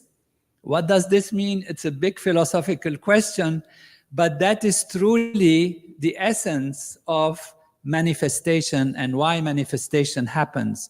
So there is a logic that accepts the reality and the realism of the universe, of the world, of what we are doing on a very solid basis, and yet say that our misunderstanding that we are isolated from the ocean of being has to be removed. That is the Maya. The Maya is to feel I am different from pure consciousness. The Maya is for the wave to say I am different from the ocean. And therefore, I can see only that much. I'm sitting on the surface of the ocean. I'm seeing one wave because my vision is small, and that's all that there is. And there are other waves, and they are different from me, and we are different. We have to fight, maybe we have to kill each other, as we see when a misunderstanding of the unity of life is happening in our world. So there are very important pragmatic and practical conclusions that we can take that will help us on an objective and subjective level to understand the reality of life. So when the individual's perception expands, then the individual's perception see that I am the ocean truly, only appearing as a wave in this particular way. And that my friend there is also the ocean, but appearing as another wave. But we are all the ocean. We are all the same Atma. When I'm often asked, when I see this, when she sees this, when he sees this, I say, it's not he, she, or him, or her. It's the Atma seeing through this particular perspective, which is an individual perspective. And the Atma wants to see in all possible perspectives because its nature is consciousness. And to be conscious means to know, to experience. And it wants to experience in an infinite number of ways. And those number of ways that it experiences are you and me and everyone and the cat and the dog. Now we know why the cat and the dog are also Atma. And not only the cat and the dog, but also the tree and the flower and the mountain. They are all different levels of expressions of the same one unbounded ocean of consciousness appearing in multiple ways. And when it appears in multiple ways, it creates different dimensions, different interactions, different dynamics. And those dynamics are the laws of nature. Those specific dynamics are the laws of nature that construct and manage the entire universe. And those laws, sometimes they can appear different one from the other. You have the sun that maybe nourishes, but it also heats. You have the wind that moves things, but it also dries. You have the water that brings sustenance, but can also, if excessive, can make the plant rot. So for the plant to grow, you have to have a balance between enough water, but not too much. Enough sun, but not too much. It might burn it. Enough wind, but not too much, because it can blow it away. And so even though on the surface level, some aspects of the Vedic literature might appear even contradictory or different on the surface level, but Maharishi Mahesh Yogi said, they are all the laws of nature, and we can see them in an integrated way that gives them the ability together to manifest as differences and multiplicity for the Atma to enjoy itself in different forms. And having gone through that perspective, then it becomes Brahman. I am Atma Brahm. This Atma is totality, is wholeness, and it becomes totality and wholeness when it goes through the field of manifestation, through the field of appearance. And so we have, maybe you can help me. So this is the book on Consciousness is All There Is, which I certainly would want to discuss with you. And here is just an illustration from the book.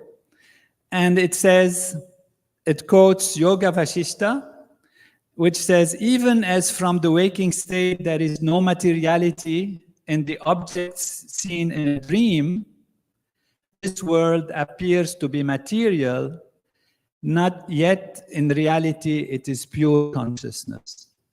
So even though like in a dream you imagine that the tiger is real, in fact, in reality, in the physical waking state, you think that you are different from the infinite reality, but actually you are one and the same. This is another illustration in the book which shows how pure consciousness on the lower part of the diagram, reflecting on itself, sees infinite number of possibilities and then manifests on the upper side of the diagram as what we call manifestation. And it shows the process of manifestation, why we are here. The purpose of life is the expansion of consciousness. The purpose of life is the expansion of happiness, the expansion of bliss. And it starts from small perspectives in an atom, in the molecule, and a tree, and it grows in bigger perspectives. So it's the same Atma taking that journey through us, through the manifestation. And when we say Vasudhaiva Kutumbakam, it's not just a nice feeling, a nice hope, let's hope like that, let's think like that because it helps the world and we are better with our neighbor, which is okay. But the real meaning is that we are one. That is what a family is. We are all one. And we can explain this scientifically today. We can look at it from a profound perspective, which is objective, which is scientifically verifiable.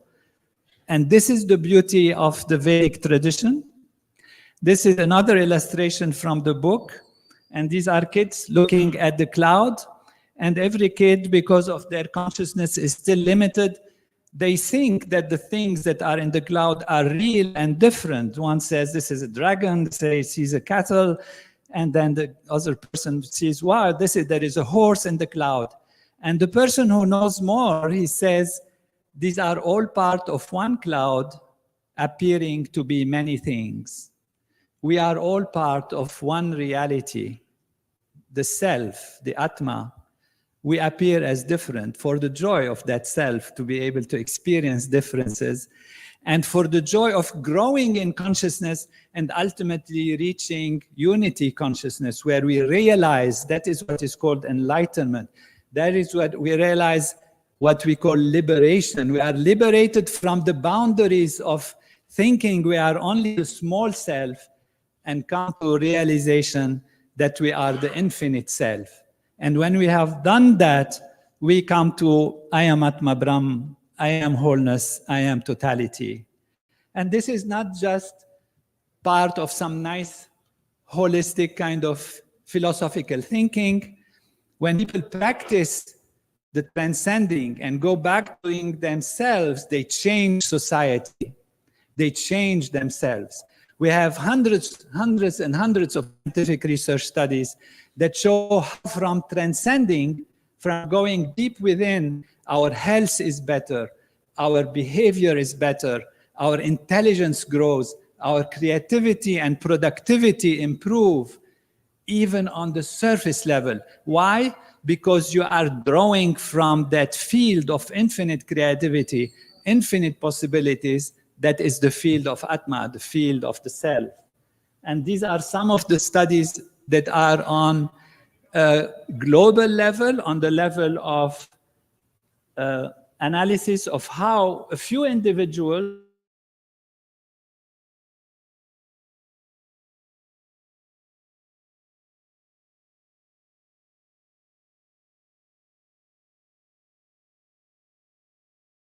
more than 17 years of follow-up.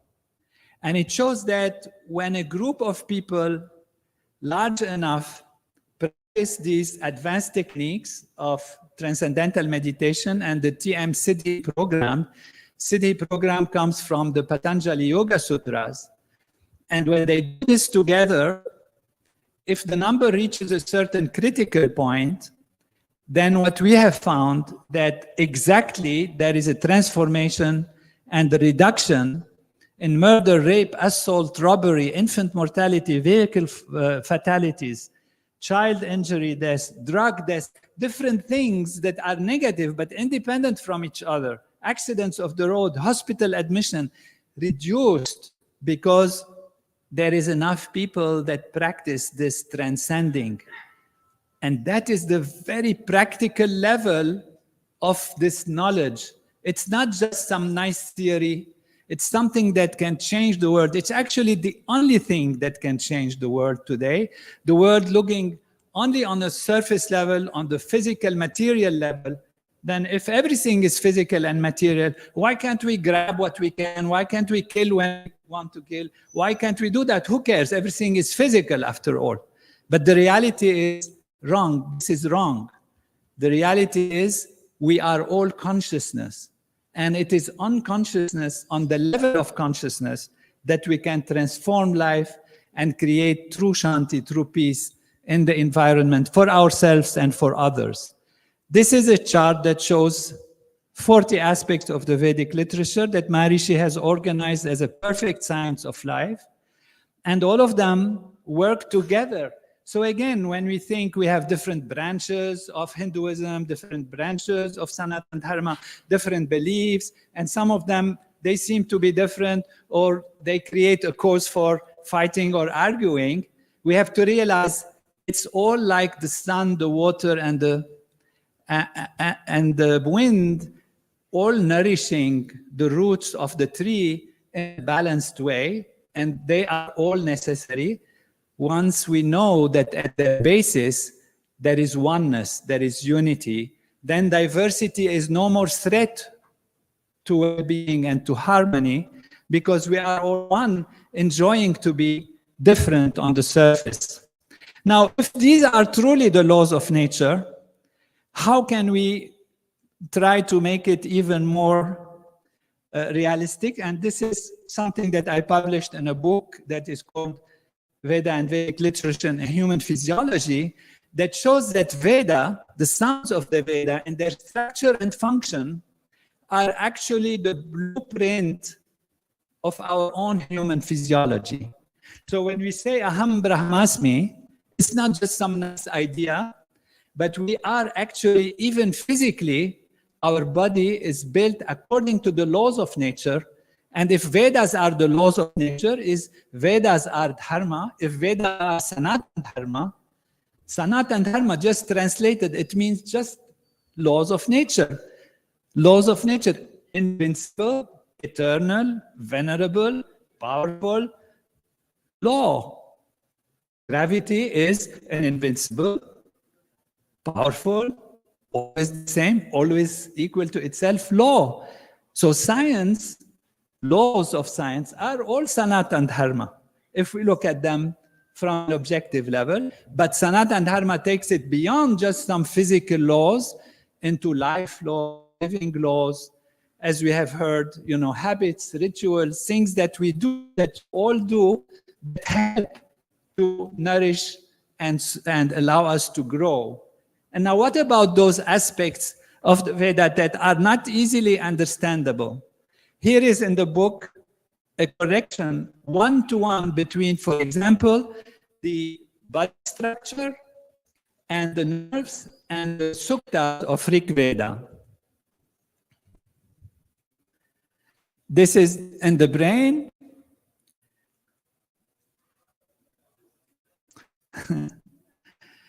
Yoga Sutras, for example, there are 4 chapters, there are 4 lobes in the brain, correspond to our lobe of the brain, correspond to one of the chapters of the Yoga Sutras of Patanjali. This is not just by structure, but also by structure and function.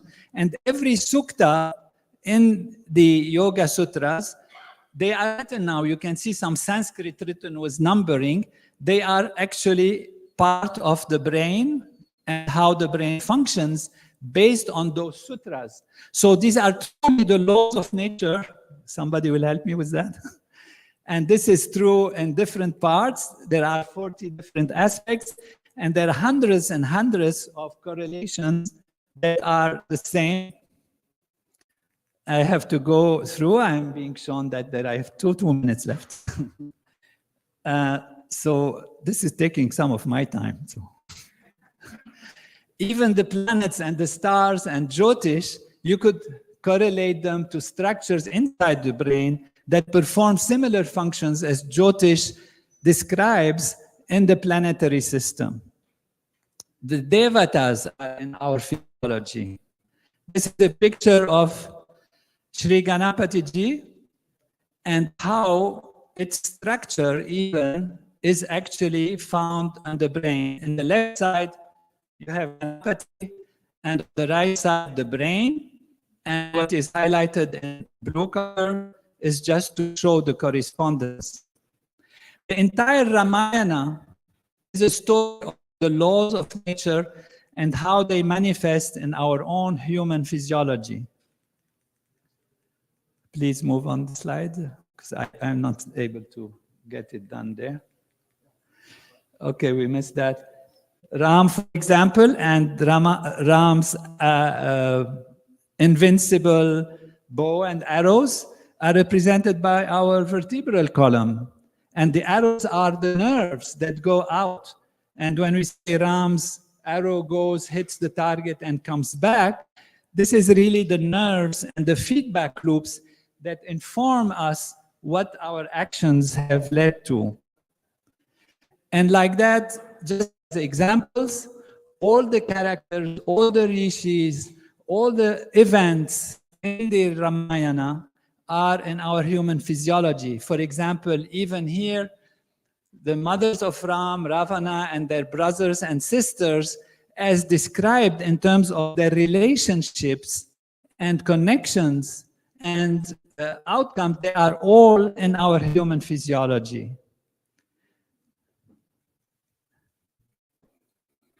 Anyway, I hope you believe me because time has gone. There is a whole book about that. It's called Ramayana and Human Physiology, which shows that the laws of nature actually manifest in our body and in our physiology. They are expressed as physical entities, but they are truly the laws of nature. Vedo akiro dharma mulam.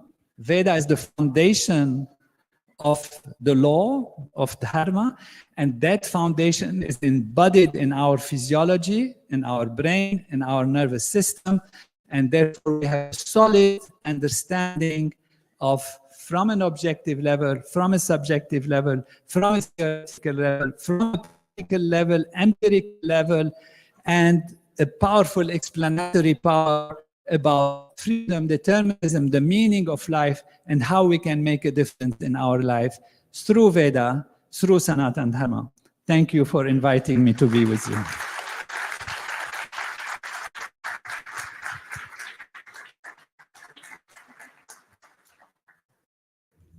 I want to, before you take, I want to pay homage to Sri Devi, no? Please go ahead. Yeah, it's okay. Namaste. Thank you, Rajaramji, for the beautiful words of Paravani shared with us this morning.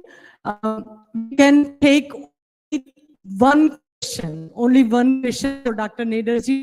So that, yes, Deepaji, please.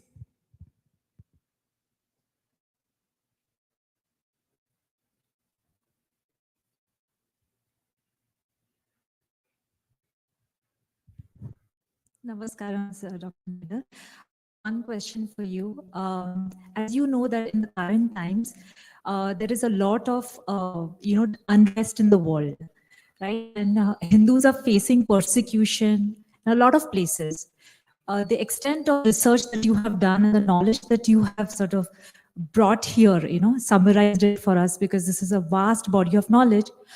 What do you see your role in the current situation in spreading the message of Sanatan Dharma through your platform?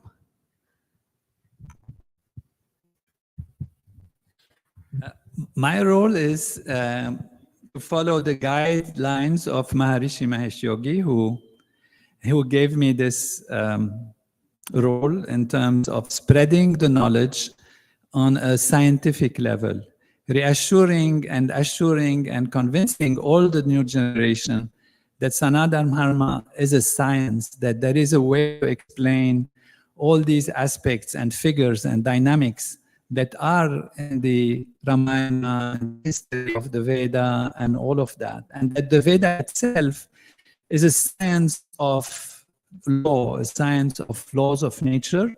And these laws are what creates the universe and what creates us, even on their vibrational level alone. And to understand that consciousness is at the basis of everything. Consciousness, Atma, the self, pure being, is the foundation. And there is also a whole book to explain why it is so and how it is so. And not only on a theoretical level, but most importantly, on a practical level. Because it's not only a theory, a science, a well-wishing idea. It's something that is understandable and applicable on a technological level, which means we can use our consciousness, develop our consciousness, and through development of our consciousness, our life becomes better individually. And what is more important in terms of this question is that our collective consciousness, if it settles down, it can settle down the entire environment. And we have a very clear scientific study, 116 different scientific studies showing that when a critical number of people, it's the square root of 1% if you want the detail, practice this program together, they literally create peace and harmony. And we are working on this now. We are very proud to see that there are great spiritual leaders from India who are joining and are actually creating these large groups. And we inspire all the young people to be having trust from a faith level, but also from a scientific level on this supreme knowledge of law, and that it has a practical application. And you don't have to convince others necessarily. I mean, we have to convince ourselves to practice the technique, but people can be of any walk of life, any belief system, and then if they practice the techniques, they get the results. Dhanyavad, Dr. Nederji. Dr. Nederji will be with us for the day today.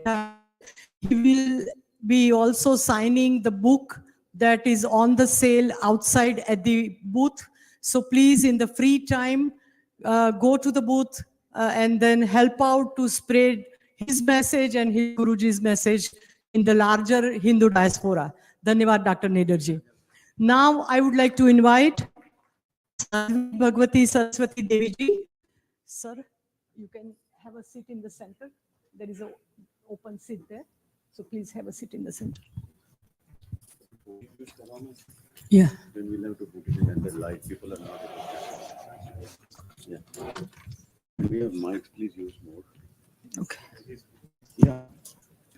Sadhvi Bhagwati Saraswati Devi Ji is a renowned spiritual leader, author, and a motivational speaker based in Rishikesh, India. She is the author of best-selling memoir, Hollywood to the Himalayas. She is international director, Paramarth Niketan, one of the India's largest spiritual institution. Secretary General of the Global Interfaith WASH Alliance, an international interfaith organization dedicated to clean water, sanitation, and hygiene. President of Divine Shakti Foundation as well, which runs free schools, vocational training programs, and empowerment programs for women. She is the co-president of Religions for Peace and director of the world-famous International Yoga Festival at Paramarth Niketan, Rishikesh, which has been addressed by both Prime Minister Shri Narendra Modi ji as well as the Vice President of India. She was also the managing editor of monumental project of 11-volume Encyclopedia of Hinduism. And later in the day, we will have somebody at the booth talking to each mandir about this encyclopedia. There is a plan in place to have each mandir a copy available of that encyclopedia. We are working on it. So thank you to Paramarth Niketan and Bhagwati Sadhvi ji. Sadhvi ji has been honored with many awards, including from renowned world leaders, recently being awarded the Lifetime Achievement Award by US President Joe Biden for her lifelong commitment to volunteer service, originally from Los Angeles and a graduate from Stanford University. Sadhvi ji has been ordinated to Sacred Monastic Order of Science by Guru H.H. His Highness Sri Pujya Swami Chidanand Muni ji, and he's living at Paramarth Niketan Ashram for past 28 years. She oversees the variety of humanitarian project, leads daily satsang, meditation, lectures, and writes and serves a unique female voice of spiritual leadership throughout India and the world. I request Amita Mehta ji, who is a Shakti behind our Sanjay Bhai Mehta ji, to come and honor Sadhvi Bhagwati Saraswati Devi ji.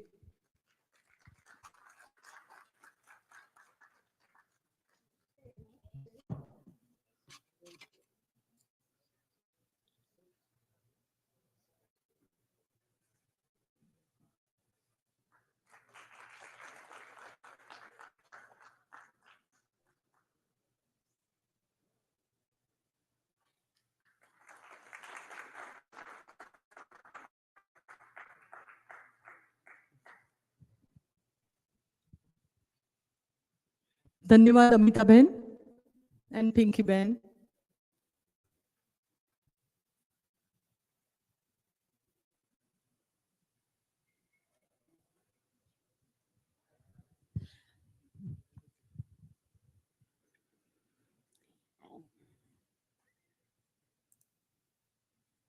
What a joy and an honor to be here with you all today.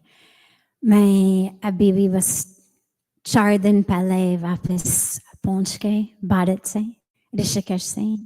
I've come in from the banks of Mother Ganga, and there's not a lot that could pull me to leave Rishikesh, to leave the banks of Mother Ganga, but with the beautiful opportunity to be here, to be with you all, mujhe definitely jana chahiye. So it's so wonderful to be with you. Sabse pehle, yesterday, we celebrated the birthday of our Mananiya Shri Ashok Singhal ji, truly a Hindu Hriday Samrat. To mujhe laga sabse pehle, let us give a deep and heartfelt round of applause. Hum sabhi log unke liye, hum taaliyan bajaye, kal ka janam din tha. I remember being in the early days of HMEC with Mananiya Shri Ashokji here amongst us. And although he's not here physically anymore, that guiding light, that teaching, that inspiration is definitely still here. I am so impressed. This is what mere ko Ganga ki kinare se khinch ke leke aaye.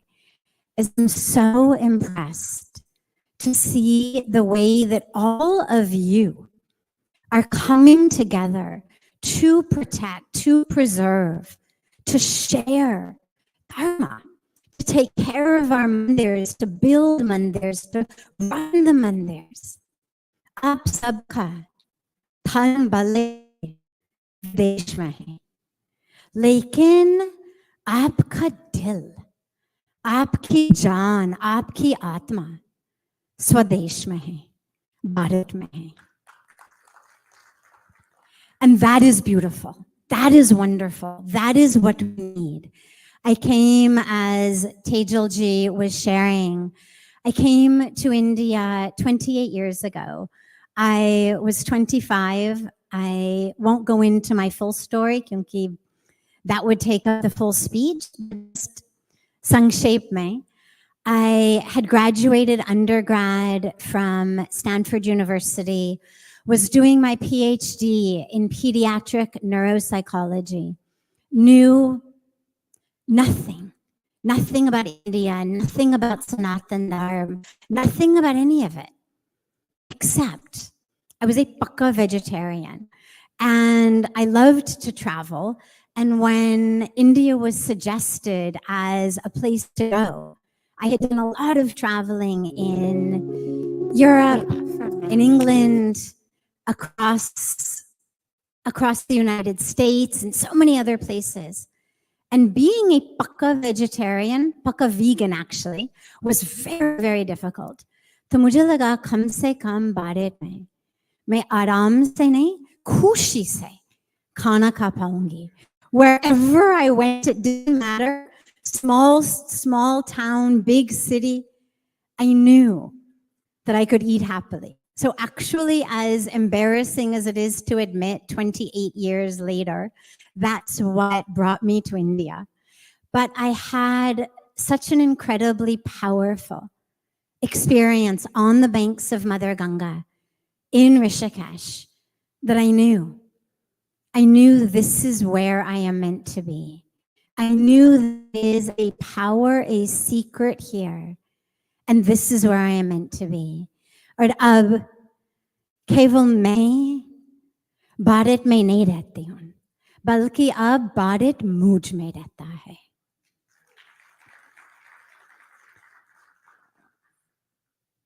And this is the power. This is the power of Dharma. This is not about me. It's not about my relationship with India. It is about the power of Dharma, the power of Sanatan Dharma, the power of Bharat. I will come to the topic of this preservation and dissemination and protection of our Vedic wisdom in just a moment. But usse pehle, I want to just take 1 minute to speak about something that has been on my mind a lot as I was thinking about coming to this conference of all of the mandirs. And that is what has just happened in Tirupati. The issue with the contamination of the laddus in Tirupati. Because this is not just a matter of contaminated laddus. This is a matter of contaminated minds. And contaminated minds being allowed to run the show in our mandirs.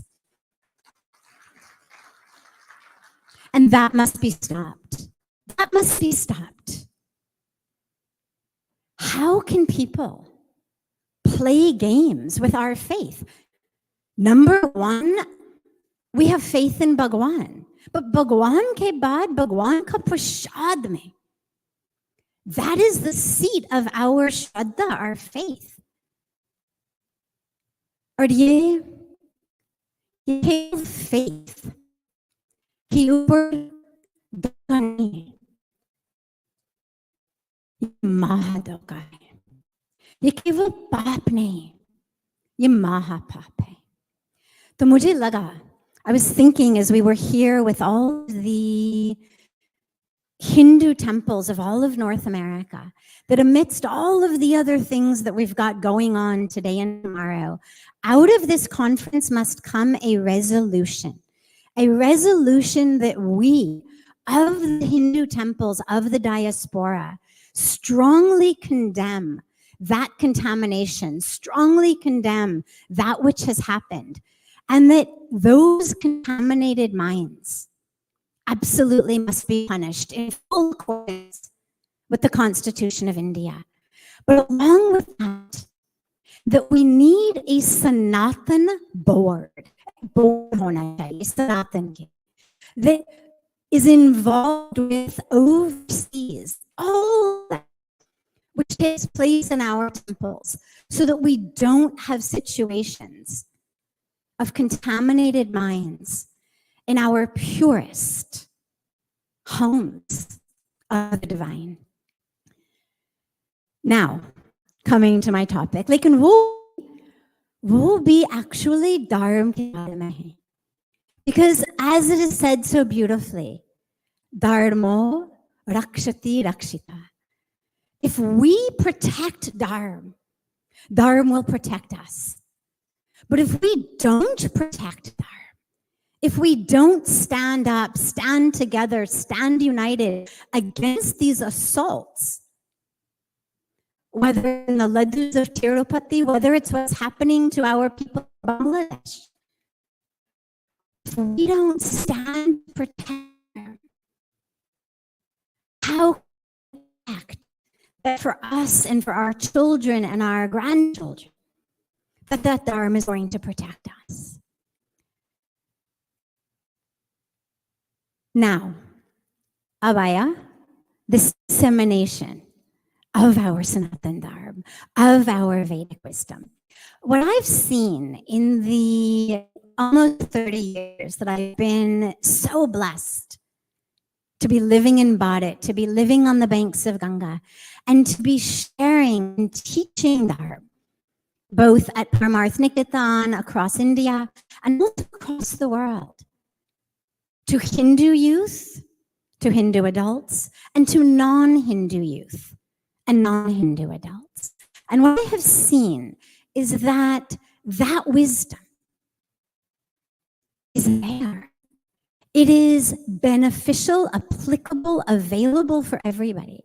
But as we speak about the concern of the transmission of it, that to me comes in one piece. We have to make sure that our youth understand it is relevant, that we are not just talking about history. This is not just history, it's not just theology, it's not just Sanatan Dharma has the answers to every single thing that ails our planet today. And our youth are very engaged. Our youth are wonderful. They may not speak about it as religion or spirituality. They may speak about it as working for the poor, as working for the sick, as working for the environment. If we help them understand how Dharma is relevant to them, to their concerns, to their lives, to their future, our job is done. The wisdom is there. We just have to make sure they understand.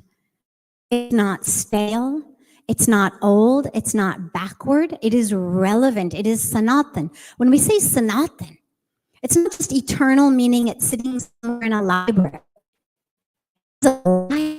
Sanatan Dharma is a living tradition that gives us life.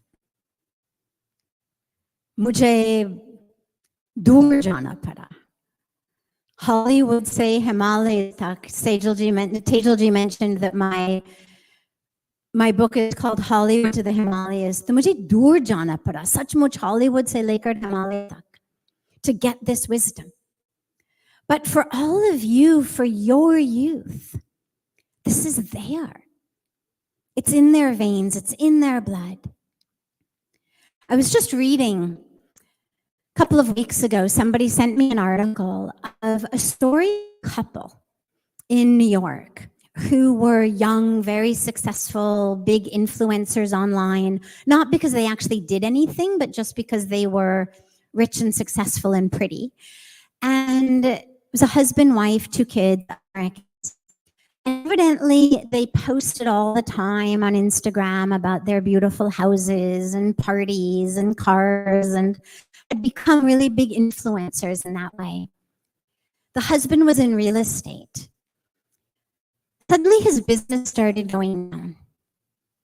The amount of money that he thought they had less. He took loans, he couldn't pay them back. He started to get very worried. About a guard, where's the money going to come from? Itni gaadiyan, where's the money going to come from?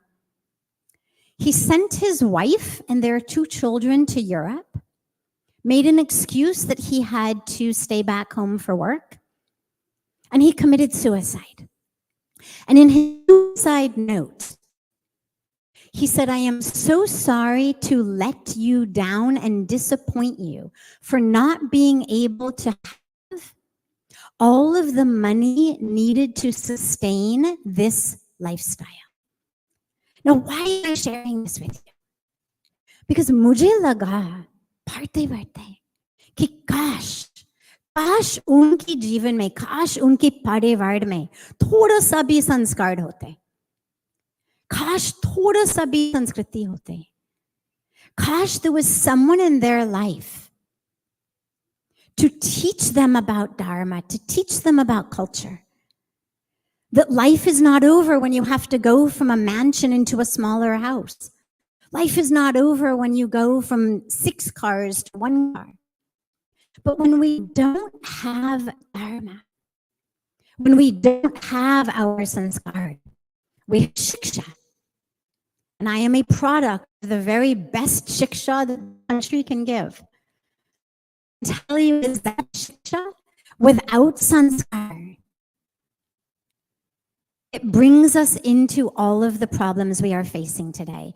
Every day we are having more and more education, more and more advanced degrees, and more misery, more and more depression, more and more violence. You compare that couple to a woman. मैं रोज देखती हूँ हिमालय में women carrying firewood on their head back to their village to cook the 1 meal a day. And you say to her, "Aap kaise hai ma?" She says, "Bas, Bhagwan ki kripa." You say to the sweeper on the street of Rishikesh, "Aap kaise hai?" "Bas, Ma Ganga ki kripa." That is dharma. That is our sanskaras. That's not about what I don't have.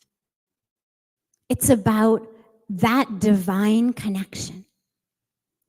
Apani Vedic wisdom is universal. Sabke liye.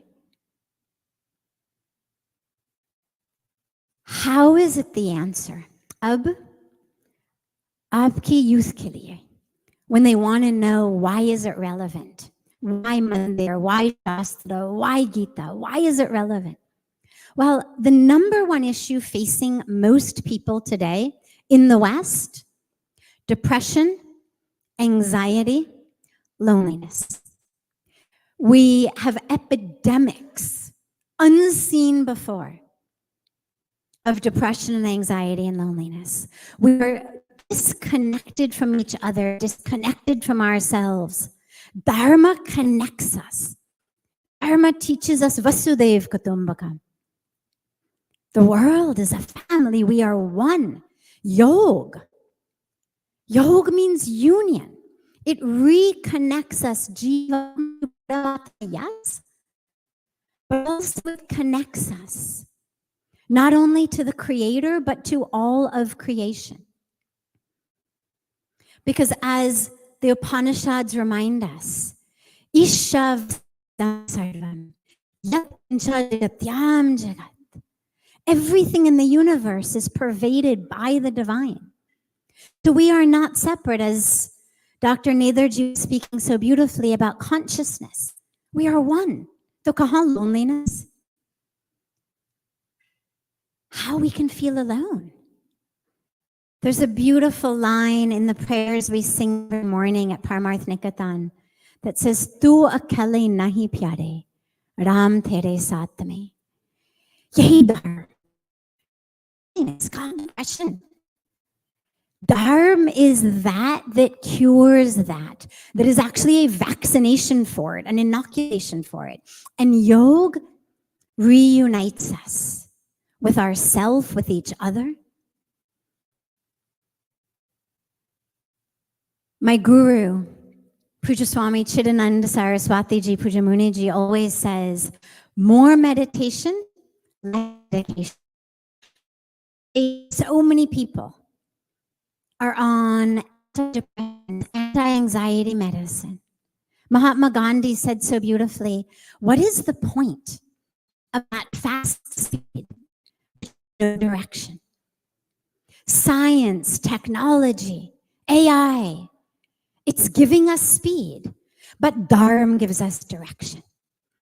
And without direction, we are landing on the moon, landing on Mars, landing on space stations. Where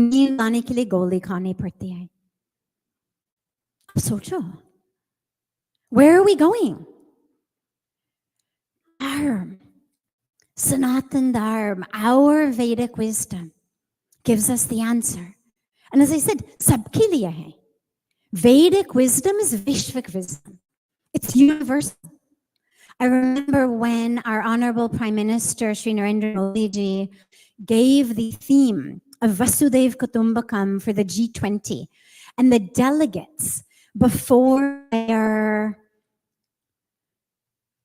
big conversations, came to Rishikesh, came to Paramarth Nikatan, took part in the Ganga Aarti, how they were transformed, how they were changed. People, they came as 20 countries, left as 21. And in that 21, all 55 of the African Union. Sanatan Dharma. It expands, it includes, it embraces. And I remember how touched they were by the Ganga Aarti, by being there. Next, so we have the problem of depression, loneliness, anxiety. We have the problem of purposelessness. So many people ask me, satsang, how do I know what my purpose is? Dharma gives us a purpose. Be an instrument. Namitta matram. Be an instrument in God's hands. In the Bhagavad Gita, Bhagwan Krishna teaches us so beautifully. Mamnu smar yudhyacha. Life mantra. Whoever you are, whatever your religion is, life mantra. Stay connected. Connected to the divine. Remember me. It means also remember yourself, because you are not separate from the divine. Remember your fullness, your wholeness, your completeness. You are Purna. You're not a grade, a mark, a university you got into. You're not your height or your weight or the color of your skin. You're none of those. You are the divine. And then do your duty. Be that instrument. Be that instrument in God's hands. Next, may jaldi ja rahi hu, and I only have a couple minutes left. Next, problem we face, war, violence, expanding and increasing in our communities and our nations, between nations. And again, our Vedic wisdom gives us the answer. Vasudev Kutumbakam. Sarve bhavantu sukhina. Sarve santu niramaya. We pray for all. Not just Hindus, not just Indians. For all. This is our Vedic tradition. For all. Embracing, including. And climate change last. Environmental destruction. Again, our Vedic wisdom gives us the answer. We are taught Jal Devta. Apo Devta in the Vedas, Vayu Devta. The elements are divine. The elements are divine. We offer the 5 elements in our puja. Why? To remind us they are divine. They are sacred. It's not that God needs our water or our fire or our wind. It's not कि भगवान को गर्द में लग रहा है कि जरा कोई पंखा चलाओ. ऐसे नहीं है. We offer it to remind us the elements are sacred. But how to make it relevant to your children? Make sure you are living it.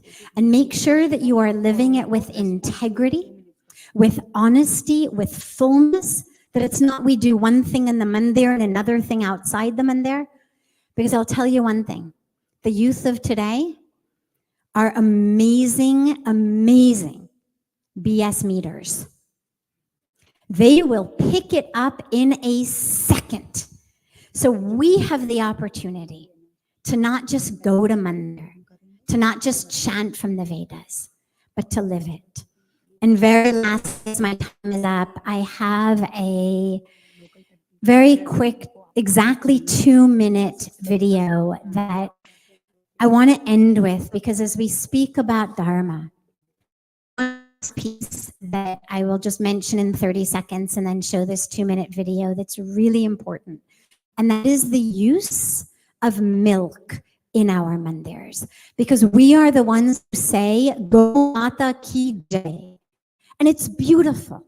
In our Vedas, the way that Go Mata is loved and protected and cared for. And that milk is Amrit, and we offer it in Abhishek. We offer it in Abhishek. It's beautiful, it's divine. Today in America, Bharat mein abhi tak kafi bache hue hain. But today in America, the milk that you buy in the store is more like the blood of cows than the milk of cows. The violence, the harm that is done to Gomata will turn your stomach. And the milk industry and the meat industry are one in this nation. In India, no Goshala would dare to be associated with beef. In America, they are one. Every baby that comes out of a milk-giving cow, which is every one of them, because they only give milk because they're pregnant, every baby, 100% of those babies become beef or veal. So by supporting the dairy industry, we are supporting the beef industry. And I'm not here to tell you what to eat or drink in your home. That's between you and your faith. But I'm here to say, kam se kam, not in our mandirs. Kam se kam, not under the idea that this is making Shankar Bhagwan happy, that somehow we are performing a pious ritual.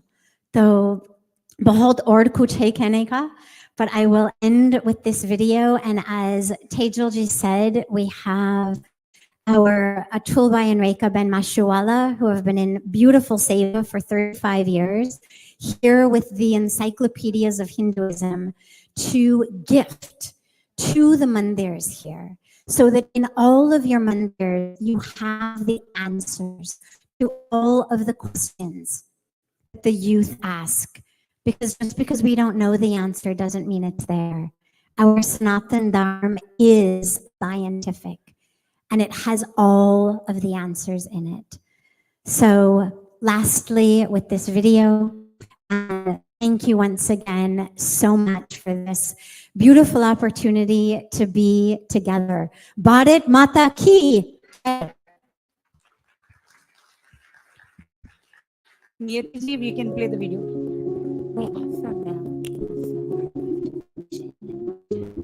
But today's dairy industry, especially in America. Can you make the volume louder? Violence. Factory farmed cows live short, painful, exploited lives, and their milk is no longer a symbol of purity. It represents cruelty. By supporting this industry, we are also supporting the beef industry and also fueling environmental destruction. It's time we rethink our rituals and choose ahimsa and compassion.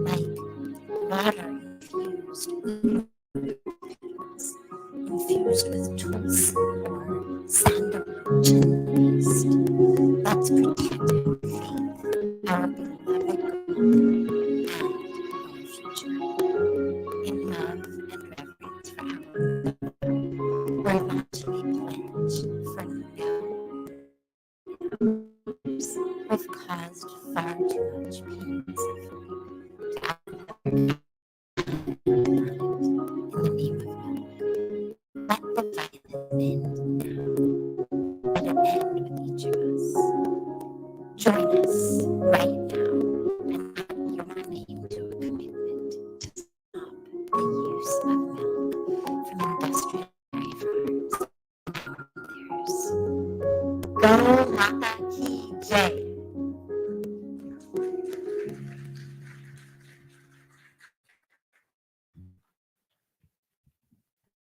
Dhanyavad, Pranam, Hari Om Sanji.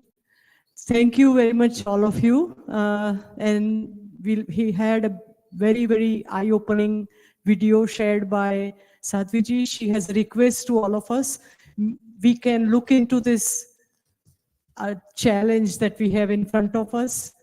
And maybe we can look into passing a resolution if possible, not to use the milk and come up with some alternative sacred items that we can use for our puja and our rituals. She mentioned that was before the coming here as a keynote speaker. So I would like to just propose that, and we will take it forward within HMEC as a larger Mandir diaspora. Dhanyavad.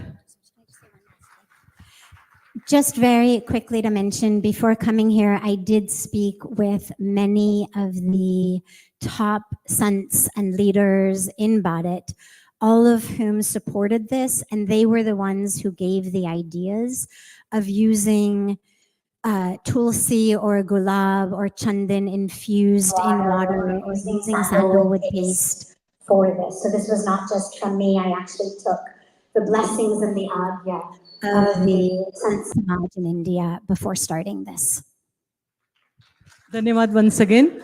I invite Vallabhaji to take us to session 3 now. Please. Yeah, thank you all.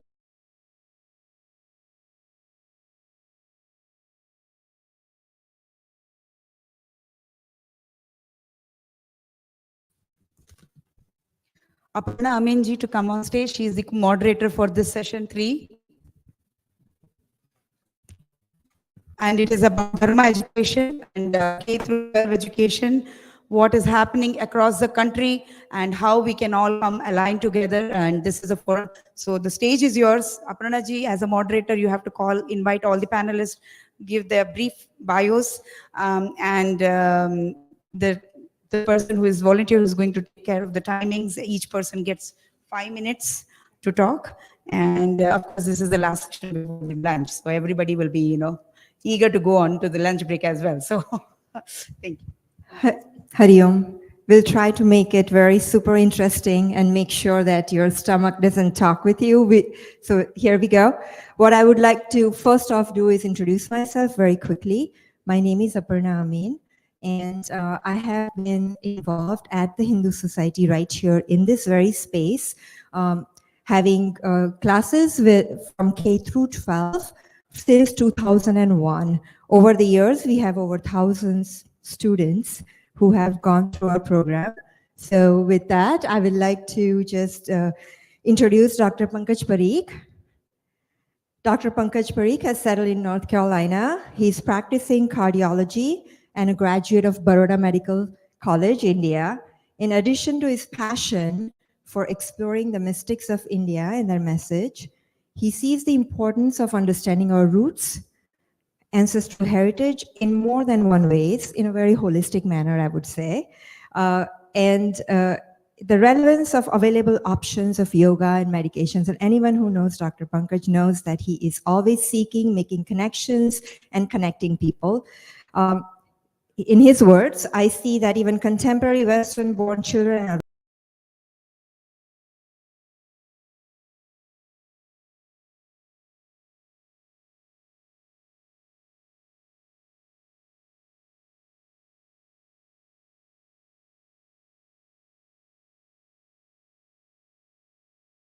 He's the founder, member of Hindus for America and Humanity International, active devotee of BAPS Mandir.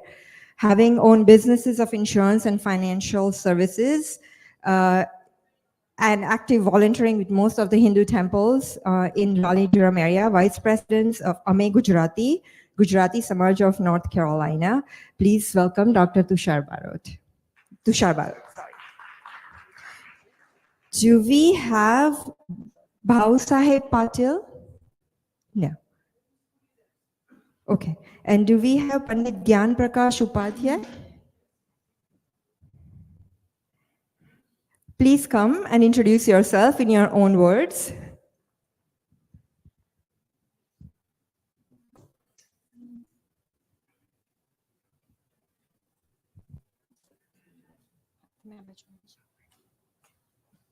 You need to sit together. No, that's it. आपका परिचय?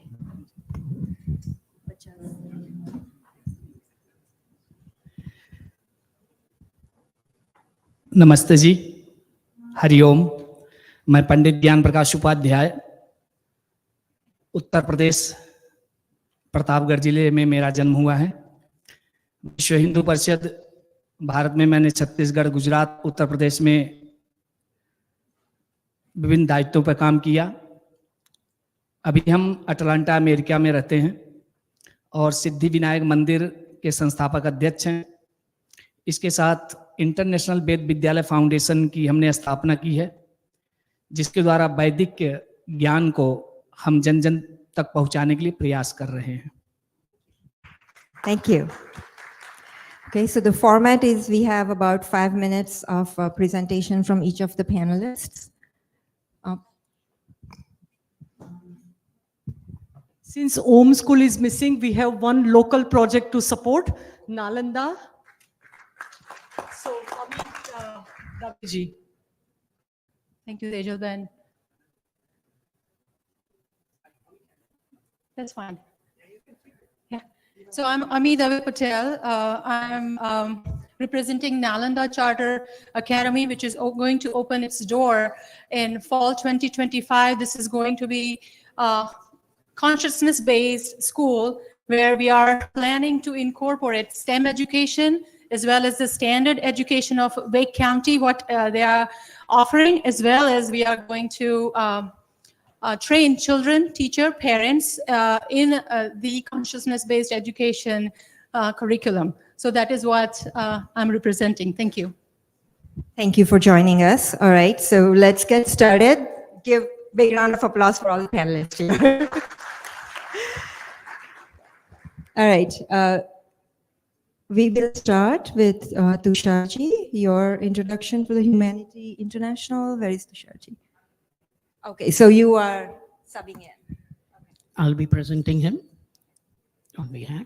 My name is Amit Prakash. My initiated name is Anand Vilas Das. And I'll be presenting the Education K-12 program. It's supposed to be, I think he's working it out in the meantime. Yep. Should I just wait? Do we have the PowerPoint from Tusharji that needs to be displayed? I don't know where the heart of this tech system is. There we go. Looks like. Yes, we have it on at least these two. All right, thank you. It's on the two. All right, so I'll start. And assuming you all can see the slide, I cannot. So if I'm off, just let me know. You may have to tell us next slide so that we can move the slides. Absolutely. Thank you. I hear your voice. I don't see you. I don't know from where you are speaking. So the very first thing I want to start is, as we've been hearing from other speakers about the importance of what we are today and importance of our life, our planet, our system, our society as together being one. The problem to start is where we are today. So I believe everybody believes that the world is full of problems nowadays. Anyone here does not believe that or think the world has no problem? Please raise your hand. please let us know. We'll be happy to hear that. If we all agree on that, let's move on. So most of the problems are coming from our internal behavior of ourselves, mostly coming from lust, anger, and greed. People who are in the insurance industry would agree with that. There are clauses that says the problems coming from the God and nature, they are not covered. So we can't do much about it, right? So it's saying that if you're born poor, you can't do much, but if staying healthy is your choice. So along those lines, we move and say, okay, yes, we can do something about it. Our behavior can be improved, and behavior can be improved through the education, because students are future, and what they are studying or becoming able to handle those problems, provide solutions or not, that entirely depends on the education system. So move on to next slide, please.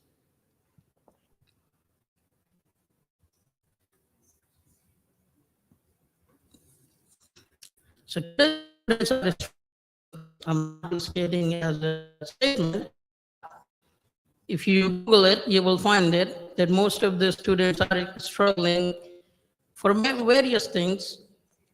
Of course, they have academic stress, but they also have stress coming out of bullying, lack of motivation, distraction, etc., etc. Now, one of the prominent problems they are facing is a mental health problem. And that is because they are being part of a system, that system does not make them a full, complete whole where they can serve the society and serve themselves. I can go on and on and on problems that we face in our modern society.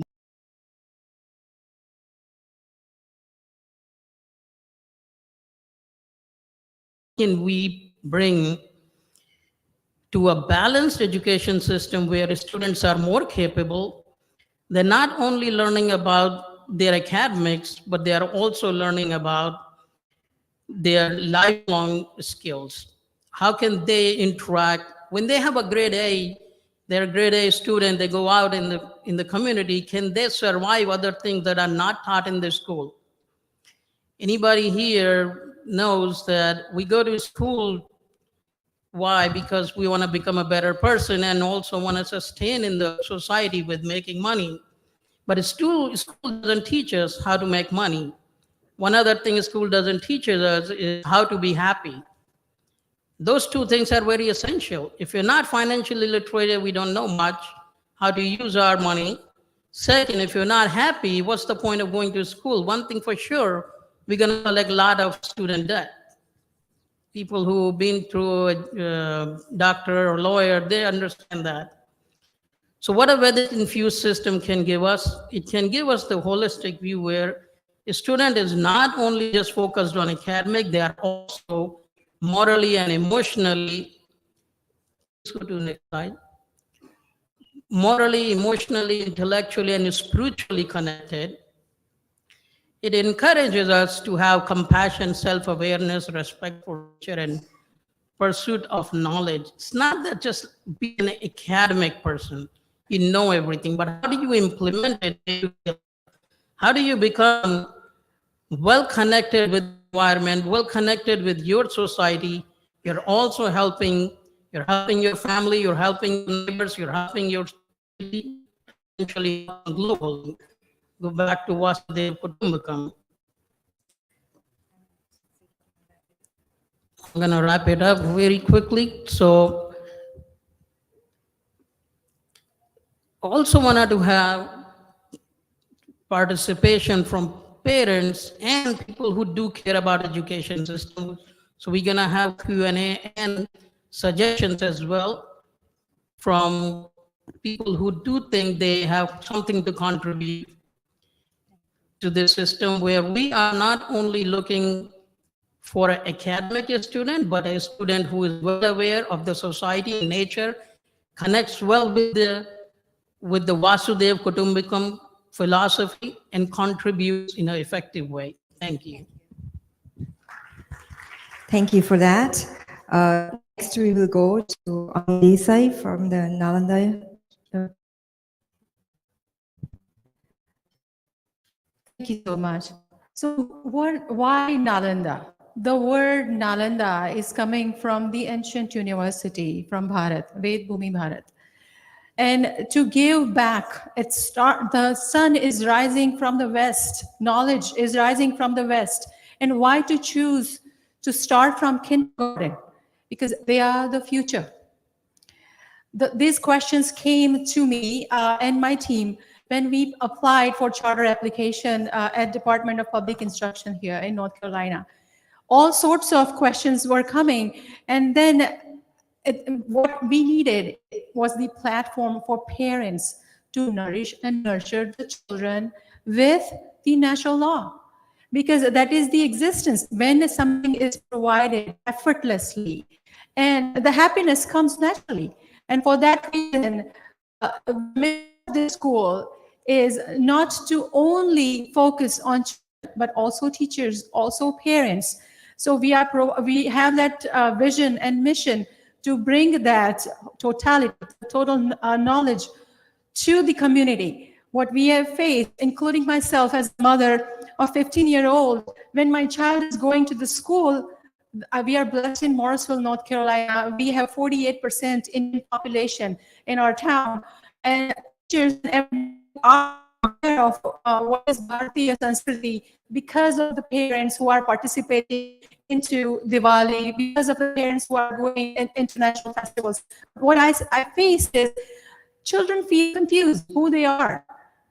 And for that reason, teaching them yogasana, teaching them pranayam, teaching them meditation to be from a very early age. It is very hard to have that concept of meditation to 5-year-old. How do you teach those things from a very early age where it becomes a natural way, like brushing your teeth? It becomes a habit. And for that reason, we envision Nalanda starting from Morrisville, where we wanted to take it globally. So this is what this is, and we already have proven schools.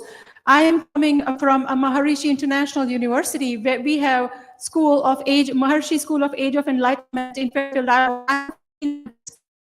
those children and seeing their awareness. So to bring that to everybody here in North Carolina, and then taking that to all over, wherever we are requiring for this dharma work. This is, I'm saying, this is a grassroots level. We are talking about next generation. How do we nurture? How do we nourish? What kind of thoughts we are going to provide it to them? What kind of leaders we are making them? Are they based on dharma? And then that's it. Our work is done here.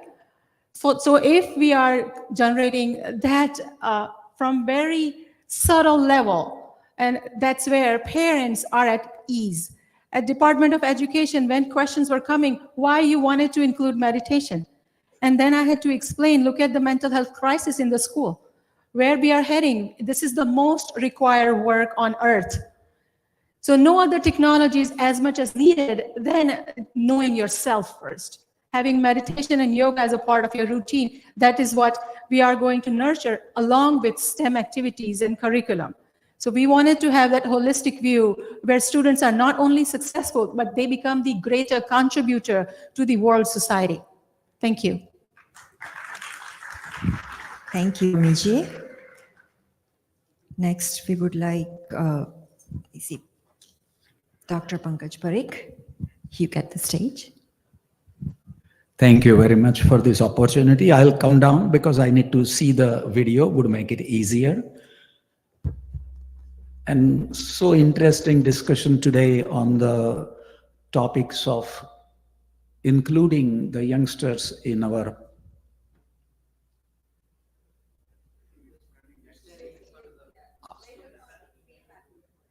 plight, in our journey of Hinduism and the temples. If I may ask, how many here, those who are here, were born in United States? If you can just raise the hand. Certainly. So I can see I'm talking of the Indian diaspora, but there are no more diaspora. And I see the problem here that while the average age here is about 55, 60, there is a big lack of youngsters who are my children and our children who are born and raised here. It's surprising that so many born here in the West from the Western society are there, and hardly anyone born to us from the India. And this is the problem which I have been facing when I see students coming to my office to shadow me, and I see where the difficulty is. Because, let's move to the first slide, please. As you can see, many of the students I have seen attend various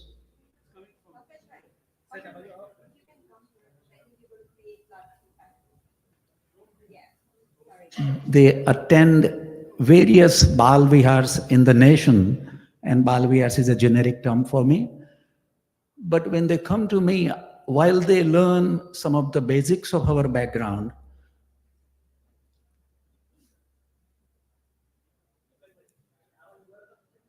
when it comes to, next slide please, understanding the, next slide please, they get significant limitation in many aspects, including historical facts about India Hinduism, from Aryan invasion theory to Hindutva and HSS, which is a contemporary topics, and all in between that you can imagine, and the riches of the language, art, philosophy, and science. Next one, please. Next slide, please.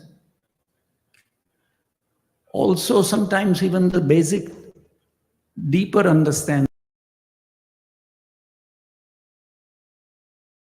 meditation, yoga, and what are the options available in the Western society. The contemporary and past teachers, like the contemporary teachers like Sadhguru and Shri Shri Ravi, most of them not even heard the names of them, about the problems of how the caste system is being misused in the West and in the world, the problems of Kashmir and Bangladesh that's currently happening or happened recently. Next one, please. And why these problems are not addressed, when I looked into it, I felt that who will address? Most of the teachers have themselves not been equipped. I myself didn't know about many of this issue 10 years ago. Many times the mentality goes that old is gold and cannot be changed. What was started 500 years ago has to continue. And sometimes it's an ostrich mentality. Why create the problems? Next one, please. So what I tried to do was to do a summer camp in Raleigh about 2 months ago, which was educational, involved about 20 students who prepared different topics and created a PowerPoint presentation. Next, please. And the topics covered a variety of background topics like Aryan invasion, early universities, Indian martial arts, advanced math. Next, please. And these are the other topics, including role of Hindutva, HSS, and Seva in the contemporary era. Next one, please. This is one of the book I used for that purpose, written in the West, from the Western source. Very well written and had a very good topics inside. Next one, please. And another resource from India, Dr. Hema and Hari from Bharat Gyan, extraordinary resources. Next one, please. This was one of the book by them, gives a good information about the society in India, contemporary and past. Next one, please. The students received it very well. Parents were very happy. They could get a seed of doubt that there could be a problem in the information they are getting through the media and through the books. Next, please. Next slide, please. So it is time to wake up that while we have extraordinary Bal Vihars nationwide and we are teaching a lot, we are creating a whole generation of students who have grown up almost hating us, almost not knowing what India and Hinduism really represents. I think it's a big, and we are seeing, I know most of the parents that I know here and that they would vouch with me, that there is a big, big gap. And the way to bridge gap is to make them fully aware. While we give them Gita teaching alone is not enough. They need to understand the mechanics of the life, what's happening in the world, what has happened, what is happening now. Unless we make them solid citizens, informed about their past and the current, I think we'll we'll giving them only one wing and not the second wing for their full flight on this. Thank you very much.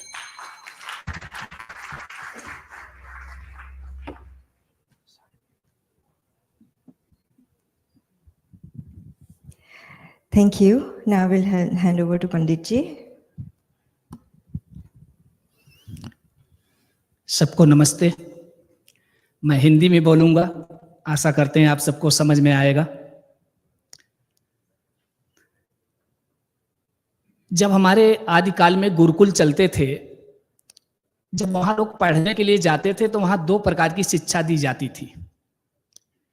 एक को हम कहते हैं पराविद्या, दूसरे को कहते हैं अपरा विद्या। एक का तात्पर्य है ईश्वर और धर्म का ज्ञान और दूसरे का तात्पर्य होता है विज्ञान। आज आप जानते हैं मित्रों, अगर किसी देश को नष्ट करना हो तो उसके गौरवशाली इतिहास को नष्ट कर दो, वह देश स्वयंभू नष्ट हो जाता है। और अगर किसी धर्म को नष्ट करना हो तो उसकी शिक्षा व्यवस्था को नष्ट कर दो, वह धर्म स्वयंभू नष्ट हो जाएगा। ये दोनों कार्य हमारे साथ हुए हैं।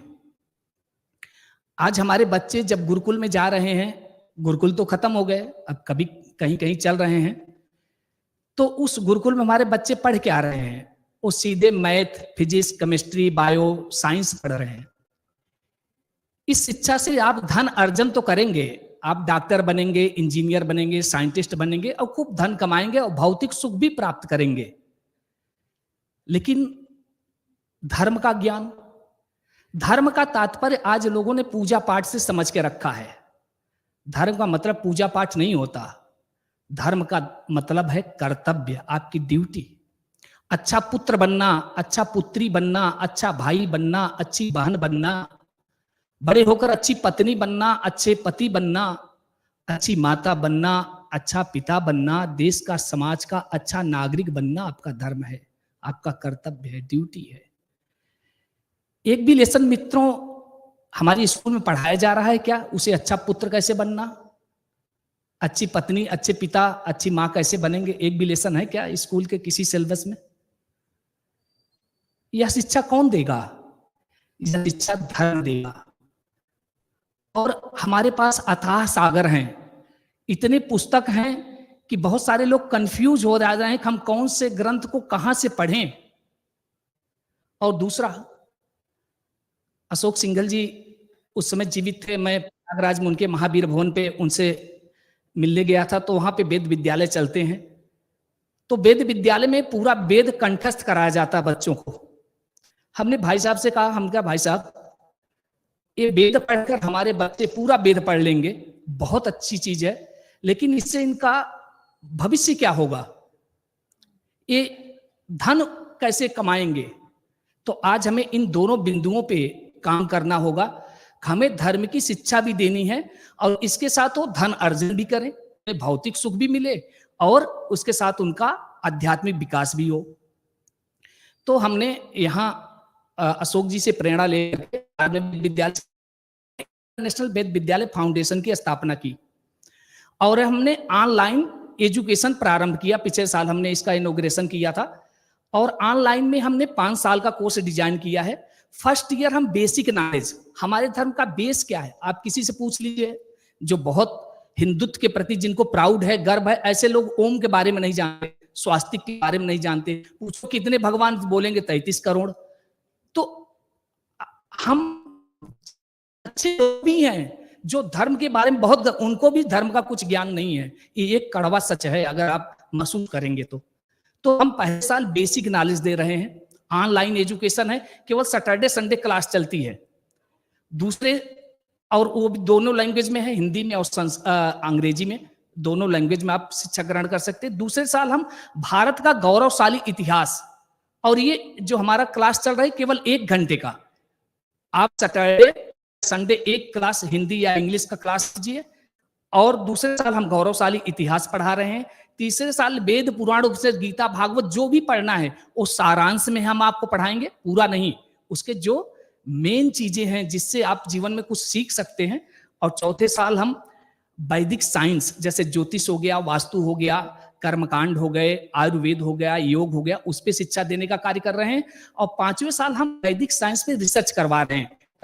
और ये सारी क्लासेस हमारे जो केवल 100 आवर्स के हैं, साल भर में केवल आप 100 आवर्स की क्लास लीजिए, 50 वीक आते हैं तो लगभग 100 डेज हमें मिलते हैं। तो इसके द्वारा हम लोगों को एजुकेट करने का कार्य कर रहे हैं। मित्रों, संसार में एक सा समय रहता किसका सदा, है सस दिवासी घूमती सर्वत्र विपदा संपदा।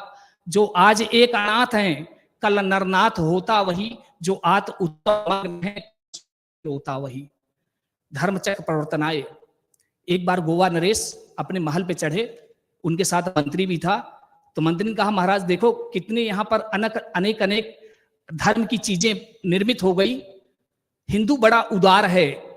गोवा नरेश ने कहा, हिंदू उदार नहीं उदासीन है, उदासीन। कल देखिए यहाँ कार्यक्रम हो रहा था ना, पूरा हाल, बैठने की जगह नहीं थी, लेकिन आज आग कहीं पे लगेगी, वह आग आपके घर तक, आपके बेडरूम तक पहुंचेगी। इसलिए जागो, उत्तिष्ठ, जागिए और संगठित होकर विश्व में उत्पन्न हो रही जो भी समस्याएं हैं उसका डटकर मुकाबला करें और संगठित बनिए। इन्हीं शब्दों के साथ मैं अपनी वाणी को विराम दूंगा। सबको नमस्ते, Hariom. Hariom.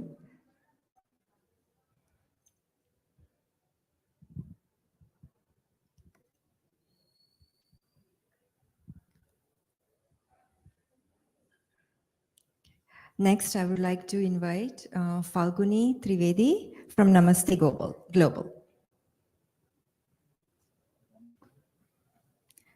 Falguni ji, do you have a presentation?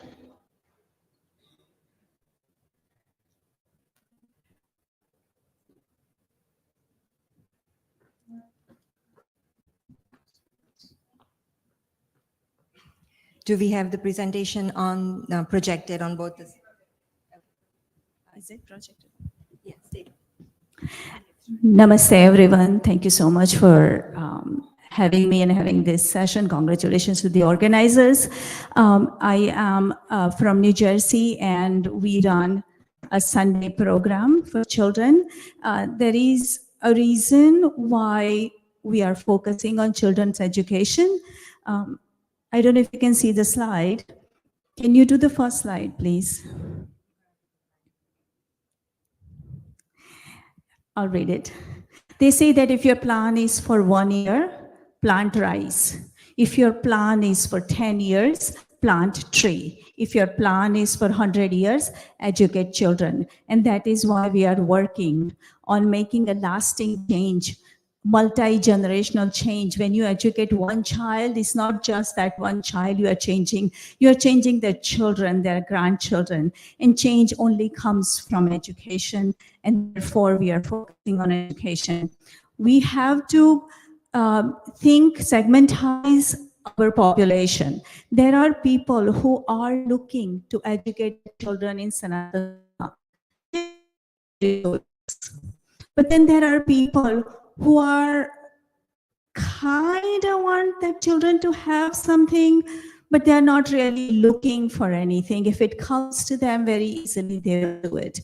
And the parents' population right now are second generation parents. Now I am seeing that we have second and third generation children whose parents themselves don't know how to educate their children. So they will be looking for something different, and I am working towards capturing that crowd.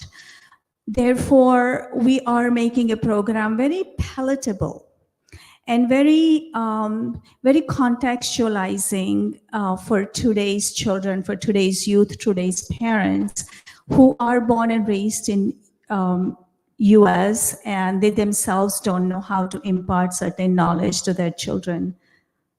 I don't know which slide is up.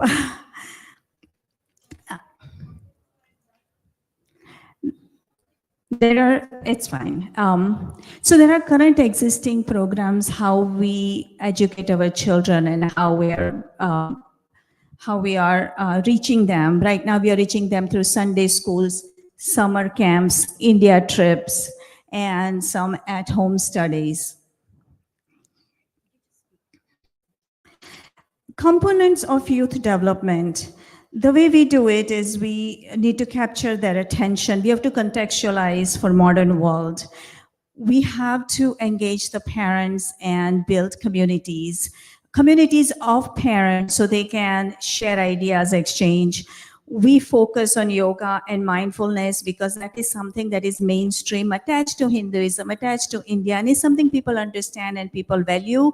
And some of the parents are looking for validation from their external communities, and yoga and mindfulness has vast validation.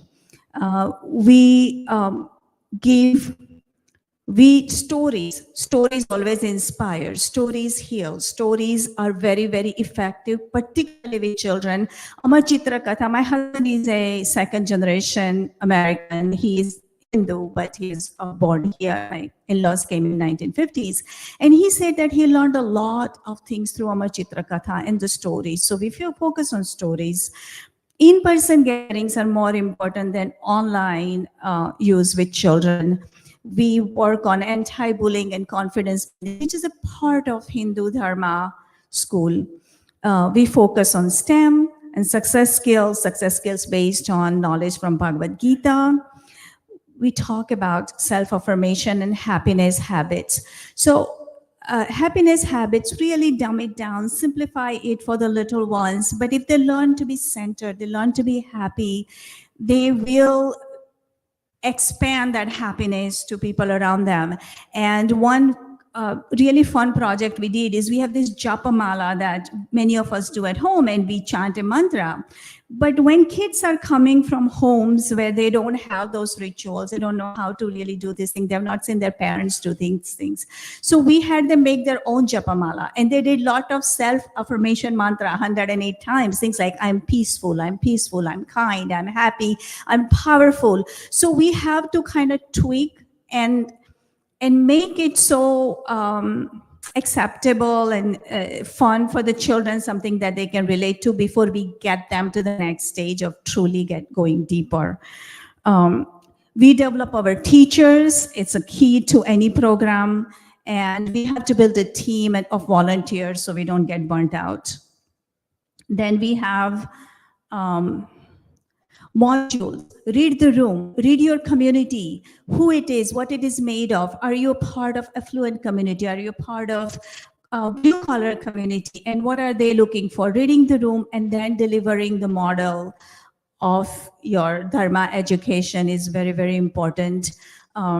Then workshop model has worked best for us, where we teach children Gen AI, public speaking, sustainability, leadership skills, financial knowledge, and all that, and mix that in with Dharma. So one period of Dharma and one period of everything that parents are looking for, because today's parents are also trying to make their children very competitive. Not today's, I think all Indian parents always have.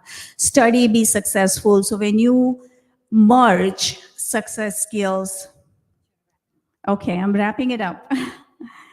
And the last slide is, what is a success dependent on? Look to the grant money, look to the charging money, engage. One quick thing, Seva USA is an organization which provides high school volunteers, and we have used youth volunteers to teach the younger ones. And this is how we will create empowered and powerful next generation. Thank you for the opportunity. Thank you, everyone. So from Shiksha to Samskar, as Sadhvi, breaking the BS meter that Sadhviji mentioned. From lower self, lowercase s, to uppercase s, as Nadarji you mentioned, right? Everything is culminating here. God clause in insurance. Pratna Shaithilya, once we are established in self, there is no effort needed. Your expression of joy should just happen. It's natural. From conducting summer camps, Pankaj Bhai, from para to apara, Ved kanthastha karke kya fayda hai? Getting out of that calculative mode online, 100 hours per year, and Namaste Global plan for 100 years and self-affirmation. This is great information from everyone. I would also like to mention that right here in this hall, Hindu Society has been conducting classes since 2001. And the classes are basically from lowercase self to uppercase self. Secondly, parents, we want our kids to learn, but we don't. Swami Chinmayananda says culture has to be caught, not taught. So the crux of Dharma education from K through 12 really boils down to deepening our roots, providing fertile soil, nurturing environment, and sustenance to each and every one of us who come with our own samskaras, and then let them flourish. So with that, I would like to thank everyone, all the panelists, and thank you for all the efforts that you're doing. Hari Om. Okay. Do we have time for questions? Actually, it's that time, but you have summarized it so well. You have summarized the entire session so well. Thank you so much, Aparna ji.